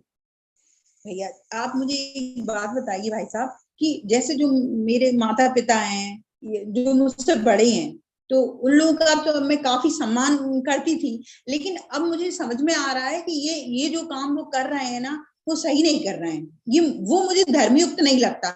हालांकि अभी मैंने आपके सुनो, आपके धर्मयुक्त लगने न लगने का अधिक महत्व नहीं है। ये बात आपको उनसे बड़े से पूछनी पड़ेगी। अगर आपके घर में आपके माता पिता से बड़े लोग हैं तो आपको उनसे पूछना चाहिए। मेरी बात सुनिए, उनसे पूछना चाहिए कि वो ठीक है कि नहीं। अगर नहीं है तो अपने गुरु से या समाज के कोई ऐसे बड़े लोग हों उनसे पूछना चाहिए। अपनी बुद्धि से बड़ों को गलत मानना ये पाप होता है, ये भूल होती है अपनी। बहुत सारी बातें, मेरी बात सुनो, मैं भी भैया जी पता है, मैं यही अरे सुनो ना, थोड़ा सुनो। प्रत्यक्ष देखने पर कई बातें जो दिखती है वो अनुभव से के आगे बहुत कम होती है। आज ही अगर आप मेरा 4थे अध्याय का विवेचन सुना हो तो मैंने उसमें 2-3 उदाहरण ऐसे दिए कि प्रत्यक्ष देखने में पुण्य दिखता है लेकिन एक्चुअल में पाप है, प्रत्यक्ष देखने में पाप दिखता है लेकिन एक्चुअल में पुण्य है। ऐसी घटनाएं भी जीवन में होती है। हमारा अनुभव, हमारे जीवन का बात ये कम होती है। दूसरी बात, अगर कोई करता भी होगा, जैसे आपके माता पिता के व्यवहार में कोई दोष हो भी, तो भी क्या आपत्ति की बात है? हम सबके व्यवहार में दोष होता है, उनके व्यवहार में भी कोई दोष होगा तो हम सब मनुष्य जीवन में दोष के पात्र होते ही है। इससे उनका आदर कम हो इसका कोई कारण नहीं है। हमारे लिए वो कितना भी दोषयुक्त हो वो सम्माननीय पूजनीय है। हमको उनके बारे में श्रद्धा ही रखनी चाहिए, आदर ही रखना चाहिए। नहीं, मन में पूरी तरह श्रद्धा है, लेकिन अब वो जैसे मेरे 2 भाई हैं, उनमें बहुत ज्यादा अंतर करके दिख रहे हैं। मतलब अब इतनी मेरी वजह से 40-42 साल की एज है, तो ये सामाजिक तो मैं न्याय अरे और भाई, वो अन्याय दो भाइयों में अंतर करते हैं तो इसमें आपत्ति की बात क्या है? ये तो किसी को भी अधिकार है। कोई किससे ज्यादा प्रेम करेगा, कोई किससे कम प्रेम करेगा, इसको कोई कैसे तय करेगा? आपको किसी से ज्यादा प्रेम है, स्नेह है, और दूसरे से कम है, तो इसमें आप गलत तो सही थोड़ी हो जाते हैं। ये तो ठीक है, जिसने उनके अधिक सेवा की होगी, जो उनका अधिक निकट रहा होगा, जो उनको अधिक मान्य होगा, उसको वो अधिक मानते हैं, तो इसमें आपत्ति की बात क्या है? ये तो मेरी मान्यता है जो मैं उन पे थोपना चाहता हूँ कि आपको दोनों को बराबर मानना चाहिए, कि आपको इसको मानना चाहिए। ये उनका अधिकार है, इसमें आपका अधिकार ही क्या है? आपके 2 भाइयों में वो किसको ज्यादा माने कि कम माने, कि बराबर माने कि बिल्कुल ना माने, दोनों को, ये उनका अधिकार है। इसमें आपका क्या अधिकार है? नहीं, मेरा अधिकार नहीं है, लेकिन अब जैसे वो तो जब आपका अधिकार नहीं, तो उस विषय में आपके मन में आप कोई भी विरोध या पक्ष में विचार बनाए, इसका कोई कारण नहीं। जिस विषय में मेरा अधिकार नहीं होता, उस विषय में अपनी ओपिनियंस बनाना, ये अनाधिकार चेष्टा कहलाती है। आप व्यक्तिगत मत लीजिएगा इसको। मैं जब बात करता हूँ सामूहिक, सभी के लिए कॉन्सेप्चुअल बात कर रहा हूँ, आपकी कोई मेरी व्यक्तिगत कोई बात नहीं। लेकिन हम अपने बड़ों के विरुद्ध कोई राय बनाए, इसका अधिकार हमें प्राप्त नहीं है। हम ऐसा मान लेते हैं कि मैं 40-42 साल का हो गया, 50 साल का हो गया, 60 साल का हो गया, तो मुझ में भी तो बहुत अनुभव आ गया, बुद्धि आ गई, योग्यता आ गई। कोई कारण नहीं है इसका। सब व्यक्तियों को अपना स्वातंत्र्य है, और हमारे बड़ों को अपने ढंग से जीवन जीने का स्वातंत्र्य है। मैं उसमें मेरी कहीं गड़बड़ होती है तो अपने बड़े से शिकायत कर सकता हूं। आप अपने गुरुजी से कह सकते हैं, कोई आपके ताऊजी आदि हो उनसे कह सकते हैं, कोई आपके परिवार के और बड़े उनसे कह सकते हैं, आपके समाज के कोई बड़े उनसे कह सकते हैं। आप नहीं कह सकते उनसे प्रत्यक्ष कोई भी बात। ये अधिकार नहीं है आपका। ऐसा करते हैं तो हमारी भूल होती है। ये बात आप पहले पकड़िए, फिर उसके आगे जब आप चिंतन करेंगे तो दृष्टि बदल जाएगी आपकी। अब मेरे अलावा उनसे कोई कहने वाला ही नहीं है, तो वो कहती हूँ, मुझे खुद मतलब दिल से पश्चाताप होता है कि इनसे तो क्यों फिर कह रही हूँ। प्रेम से अपनी बात कहना, और फिर वो जो करते हैं उनके ऊपर छोड़ देना। आपका कोई अधिकार नहीं। आप प्रेम से अपनी बात प्रेम कहिए। से सुनना ही नहीं चाहते, वो प्रेम नहीं से सुनना नहीं ही नहीं सुने, चाहते। उन्होंने नहीं सुने, अरे उनका अधिकार है, नहीं सुने, बिल्कुल ना सुने, उनका अधिकार है। आप सबकी सुने, आपका अधिकार थोड़ी। मैं आपसे कह सकता हूँ, आप मेरी बात माने, ऐसा मेरा कौन सा अधिकार है? मैं आपसे कह ही सकता हूँ, प्रेम पूर्वक निवेदन कर सकता हूँ, जो मेरी समझ है मैं आपको कह सकता हूँ। आप मेरी बात मानिए, ये मेरा कौन सा अधिकार है? आपकी इच्छा हो तो आप मानेंगे, नहीं इच्छा होगा नहीं मानेंगे। मेरा क्या अधिकार है कि मैं आपको कहूँ नहीं, आपको मैंने पूछा है, अब तो मैं बतला रहा हूँ, आप मेरी बात मानो। मैं अड़ के बैठ जाऊं तो मैं अपने आप को दुख दूंगा, मैं पाऊंगा कुछ नहीं। मैं तो आपको आपके विवेक पे छोड़ू, आपके अधिकार पे छोड़ू। आपका स्वातंत्र मेरा थोड़ा ही है। आप मुझसे पूछते हैं, मैं आपको बतलाता हूँ जो मेरी समझ में आता है। सही है ऐसा भी नहीं बोलता, जो मेरी समझ है वो बतला देता हूँ। आपसे माता पिता ने पूछा या आपको लगता है, आपने बतला दी अपनी बात, उनको जो लगता है उनको करने दीजिए, उनका विवेक, उनका स्वातंत्र है। हम उसका हनन क्यों? मेरे हिसाब से वो चले या जो मुझे ठीक लगता है वो माने, ऐसा तो मेरा कोई अधिकार नहीं हो सकता। नहीं, वो मैं अपने हिसाब से नहीं चलाना चाहती, लेकिन जो वो कुछ करते हैं ना कार्य, मैं ये चाहती हूँ कि उसकी आत्मा को कष्ट क्यों दे रहे हैं। आप बराबर प्रेम मत करो, आप अपना अरे दुख भाई, मत वो जाओ। किसी को क्या कष्ट दें या ना दें, इसमें आपका अधिकार कैसे? आप मेरी बात विचार करिए, जो मैं कह रहा हूं मेरा विचार करिए। हमारा हर चीज का अधिकार का सीमितता है ना। मेरा अधिकार नहीं है कि मैं हस्तक्षेप करूं। वो किसी को कष्ट देना चाहते हैं तो दे, उसका फल पाप पुण्य जो होगा उनको भोगना पड़ेगा। आपका उस विषय में कोई अधिकार है? कोई अधिकार नहीं। अब मैंने उनकी पुत्री के रूप में जन्म लिया है, तो मुझे ऐसा आपने लगता है आप पुत्री के रूप में जन्म लेकर कर्तव्यों को वहन किया है, अधिकार होगा नहीं। आप उनकी पुत्री है तो आपके कर्तव्य बनते हैं, आपका अधिकार एक भी नहीं बनता। मेरा ये कर्तव्य जो है कि वो गलत रास्ते जा रहे हैं तो ना उनको ना, आपका बिल्कुल कर्तव्य नहीं है, बिल्कुल भी नहीं, जरा भी नहीं, रत्ती भर भी नहीं। ना आपका अधिकार है ना कर्तव्य। तो फिर मैं आज की आप बात प्रेम पूर्वक हाथ जोड़कर निवेदन कर सकते हैं, और वो जो करे उनका बिल्कुल स्वातंत्र है, आप उसमें जरा भी हस्तक्षेप नहीं कर सकते। करेंगे आप कर भी नहीं पाएंगे, मैं आपको सच्ची बतलाता हूं, आप कर भी नहीं सकते। ये करने से सिर्फ आपको हृदय से दुख होगा, कष्ट होगा, आप स्वयं को कष्ट में पाएंगे, आपको मिलेगा कुछ नहीं, आप उनको मना भी नहीं सकते। मैं आपको सही बतलाता हूं। मुझे उनसे कुछ कहना कष्टकारक होता है, और वो उस चीज को मानते नहीं है ना। मैं आपको कह रहा हूं, आप जिस भावना से दीदी सोच रही है, उससे आपको कष्ट मिलेगा। आप उनको नहीं बदल सकते, कोई किसी को नहीं बदल सकता जीवन में।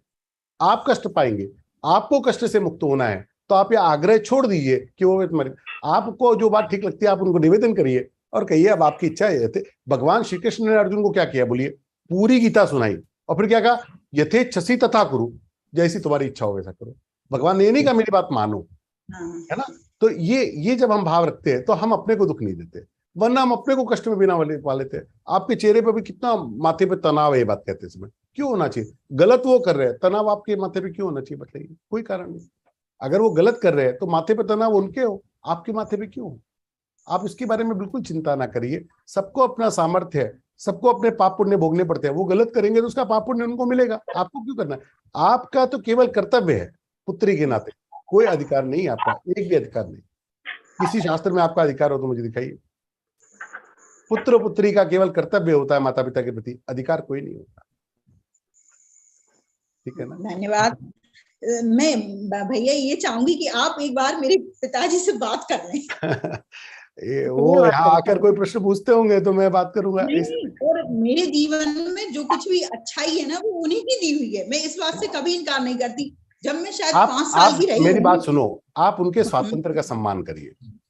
हर व्यक्ति को अपने स्वतंत्रता से जीने का अधिकार है, पाप पुण्य करने का अधिकार है। वो गलत करे तो ये भी उनका अधिकार है ना, गलत करने का उनको अधिकार नहीं, ऐसा कैसी बात है? गलत करेंगे तो उसका दंड भोगेंगे, लेकिन अधिकार उनका आप नहीं छीन सकते गलत करने का। भगवान नहीं छीनते तो आप हम कौन है बताइए? भगवान किसी का गलत करने का अधिकार छीनते हैं क्या बोलिए? भगवान नहीं छीनते तो हम भगवान ये कहते हैं आप सही राह दिखाओ, किसी को दिखा सको। भगवान ने कहाँ कहा दिखाओ, मुझे दिखाओ, किसी शास्त्र में लिखाओ, दिखाओ। आप जो बात कहते कहीं दिखाइए मुझे, लिखी हुई। ये आपकी मान्यता है, लिखा हुआ नहीं है शास्त्रों में कहीं। भगवान ने कहा अपने कनिष्ठों को दिखाओ, अपने ज्येष्ठों को राह दिखाओ, ऐसा कहीं नहीं लिखा है किसी शास्त्र में नहीं। कनिष्ठों को दिखाओ, मैं आपको महाभारत के 100 प्रमाण दे सकता हूँ, रामायण के 100 प्रमाण दे सकता हूँ। लक्ष्मण जी ने राम जी को राह नहीं दिखाई कभी, राम जी लक्ष्मण जी को दिखाते हैं। ज्येष्ठों को राह दिखाओ, ऐसा कोई शास्त्र नहीं कहता। ध्यान में, कैकेयी ने पूरा गलत किया, कौन समझाने गया उनको? कोई गया? आपने गलत किया बोलने गया कोई? ये आदर्श है। वो गलत करके भी उनका अधिकार है गलत किया। भगवान ने मन में भी रखा गलत किया, लौट के वन से सबसे पहले कैकेयी को प्रणाम किया। ये आदर्श है हमारा। माँ गलत कर रही है तो उसको समझाने के लिए 3 भाई नहीं चले गए, चले गए होते 3 भाई। आपकी जैसी दृष्टि होती तो राम के साथ गलत हो रहा है ये तो तीनों को दिख रहा है, तीनों लोग चले जाते कैकेयी के पास, तीनों भाई चले जाते, तीनों भाई चले जाते, चारों बहुएं चली जाती, दोनों माताएं चली जाती कि भाई तुम गलत कर रहे हो। कोई नहीं गया। आदर्श वो है। नहीं, पर मैं अपनी जो मेरी बेटी है ना उसको मैं हमेशा कहती हूँ कि जहाँ गलत लगे तो बोला कर, और वो मुझसे कहती है आपका काम है, उसका अधिकार नहीं है। आप बोलिए कुछ भी, आपका अधिकार है, उसका कोई अधिकार नहीं है। आपके बोलने से उसका अधिकार थोड़ी हो जाएगा। आप ये बोलते हैं लेकिन ये कोई बात शास्त्र की नहीं है ना। हमारा व्यवहार शास्त्रोक्त होना चाहिए। रामायण में क्या उदाहरण है वो बतलाओ, महाभारत में क्या उदाहरण है वो बतलाओ। भीष्म पितामह को कौन कहने आपने गलत किया? धृतराष्ट्र को कब युधिष्ठिर ने कहा आपने गलत किया? धृतराष्ट्र को भीष्म ने कहा तुमने गलत किया, विदुर ने कहा तुमने गलत किया। युधिष्ठिर ने कभी कहा कि ताऊ जी आपने मेरे साथ गलत किया? नहीं कहा, सहन कर लिया। भरा हुआ राज्य छीन लिया धृतराष्ट्र ने युधिष्ठिर का, प्रणाम करके गए, कोई विरोध नहीं किया। ये आदर्श है। बड़े के द्वारा अन्याय हो तो सहन करना, उसका विरोध नहीं करना, प्रेम पूर्वक अपनी बात कह देना। फिर वो नहीं मानते तो उनका स्वातंत्र है, उनका अधिकार, उनकी इच्छा। यही आदर्श बात है। ये आप करेंगे तो आप सुखी रहेंगे। होने वाला तो वही है जो वो कर रहे हैं, आपके कुछ भी सोचने से बदलने वाला नहीं है। लेकिन ये दृष्टि रखने से आपको संतोष हो जाएगा, आपका हृदय वैसे जलेगा नहीं जैसे जलता है। मेरी बात का विचार करिएगा, ठीक है? आप लेकिन एक बार भैया, आप एक बार जरूर आप मेरे पिताजी से अरे बात भाई कर लो, वो यहाँ पे आते होंगे तो मैं उनसे बात कर लूंगा, मुझे कोई आपत्ति थोड़ी है, ठीक है? हाँ, तो आप वो उन्होंने मुझे बचपन में, आप सोचो जब मैं 5 साल की थी उस समय पे वो दोपहर को लेटते अरे वो थे सब और मुझसे भाई कहते आपको लग रहा है कि आपके साथ ही ऐसा हो रहा है। ये पूरी दुनिया में सब ऐसे ही चलता है जी। मैं दिन भर यही सब देखता हूँ, इसमें क्या बड़ी बात है? मैंने ये अभी देखा है, इससे पहले ऐसा कुछ भी नहीं था। आपका देखा हुआ थोड़ा है अभी, ऐसा नहीं है दुनिया में सब ऐसे ही होता है, ठीक है? आप अपने को संतोष में रखिए, ठीक है? विलीना जी। जय श्री कृष्ण अशु भैया। जय श्री कृष्ण। मेरा ये सवाल है कि जैसे लोग मन्नत मांगते हैं और बोलते हैं कि मेरा आपका आवाज ये चला कार्य गया। संपन्न हो जाएगा तो मैं ये पूजा कोई हो जाती है तो हम करते हैं, तभी हम भूल भी जाते हैं। तो मेरे को यही पूछना है कि क्या ये सही है, ऐसा हमें करना चाहिए? मन्नत मांगनी चाहिए कि मन्नत मांगने के बाद भूल जाना चाहिए, क्या क्या नहीं, सही है? मन्नत मांगने के बाद जैसे कि हमने ये करना है तो मैं ये पूजा करूंगी, ये यज्ञ तो इसको करूंगी, या ये अर्थार्थी मंदिर इसको आऊंगी, इसको अर्थार्थी भक्ति बोलते हैं, इसको मना नहीं है हमारे यहाँ। अर्थार्थी भक्ति है, तो स्वार्थ की फिर दृष्टि से, अर्थ की दृष्टि से देवताओं का पूजन करना, ये अर्थार्थी भक्ति है, इसका कोई निषेध नहीं है। हल्के स्तर की बात है लेकिन ओके है। तो हम कर सकते हैं मतलब ऐसा? हाँ बिल्कुल कर सकते हैं। और अगर करके भूल जाए सपोज, तो कभी पाप कभी लगेगा। ऐसा भी होता है कि तो हमारे आगे दिमाग में आगे चला जाता है। अभी दे सकते थे, नहीं दिया तो बाद में गर्दन पकड़ के अगले जन्म में ले लिया जाएगा। हाँ, मतलब कि ऐसा होता है ना, मतलब कि जो हाँ हमने बोला है बिल्कुल। वो हमें करना पूरा हाँ, जरूरी है। गर्दन घसीट के रस्सी डाल के पूरा करवा दिया जाएगा। अपने वो भगवान जी अपने आप करवाएंगे। हाँ बिल्कुल करवाएंगे। अभी तो कर सकते तब नहीं, फिर तो उधारी देके करना पड़ेगा, सर पे खर्चा आ जाएगा। ठीक है बजरंग जी, अभी मुझे जाना होगा, 12वें अध्याय के प्रश्न उत्तर चल रहे हैं, उसमें मेरा जाना आवश्यक है, तो अभी मैं यहाँ पर समापन। एक ही मिनट पूछ रहा हूँ, एक ही मिनट। अच्छा डॉक्टर बोलिए। साहब, मेरे प्रश्न ये आ गया दिमाग में कि जैसे अमावस्या होती है, हम ब्राह्मण जन्म से ब्राह्मण को जिमाते हैं, चाहे वो अकाउंटेंट हो किसी खाली कंपनी में। जन्म से कोई जिमाने का विधान नहीं है। ब्राह्मण में श्रोत्रीय ब्राह्मण होना चाहिए, नित्य वेद पाठी होना चाहिए, अग्निहोत्री होना चाहिए, ये देख के करने का विधान है। जन्म से कराते हैं तो भी उसका कोई दुष्फल नहीं होगा, लेकिन उसका फल बड़ा न्यून होगा। आप किसी अकाउंटेंट ब्राह्मण को बैठाकर कोई भोजन कराते होंगे तो उसका भारी पुण्य नहीं मिलेगा, हल्का फुल्का मिलेगा, पाप नहीं मिलेगा। लेकिन जो पुण्य लेना है तो उसके लिए श्रोत्रीय कर्मनिष्ठ ब्राह्मण चाहिए, ये अकाउंटेंट वाला ब्राह्मण नहीं चलता उसमें। ठीक है जी, अभी मुझे सबसे विदा लेनी होगी, एक दूसरे सेशन में प्रतीक्षा हो रही है, आप यहाँ का समापन करें। धन्यवाद।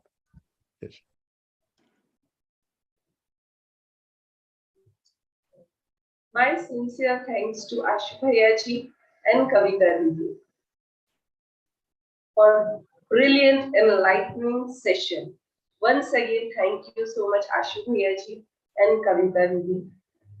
My sincere gratitude to technical team, Vivechana team, all volunteers who are serving for Krishna, and last but not the least, our viewers who are watching and learning Shri Krishna Vani. Now, we will end with the Samapan prayer. For prayer, I invite Hemangi Papa Didi. She is from Mumbai. She is technical assistant in L2 and associated with Geeta Parivar since October 2020. Please welcome Didi. जय श्री कृष्ण। योगेशं सच्चिदानन्दं वासुदेवं व्रजप्रियं धर्मसंस्थापकं वीरं कृष्णं वन्दे जगद्गुरुं। कृष्णं वन्दे जगद्गुरुं। जय Shri Krishna. Jai Shri Krishna. Thank you so much, Didi. See you all in next Earth Vivechana Chapter. Jai Shri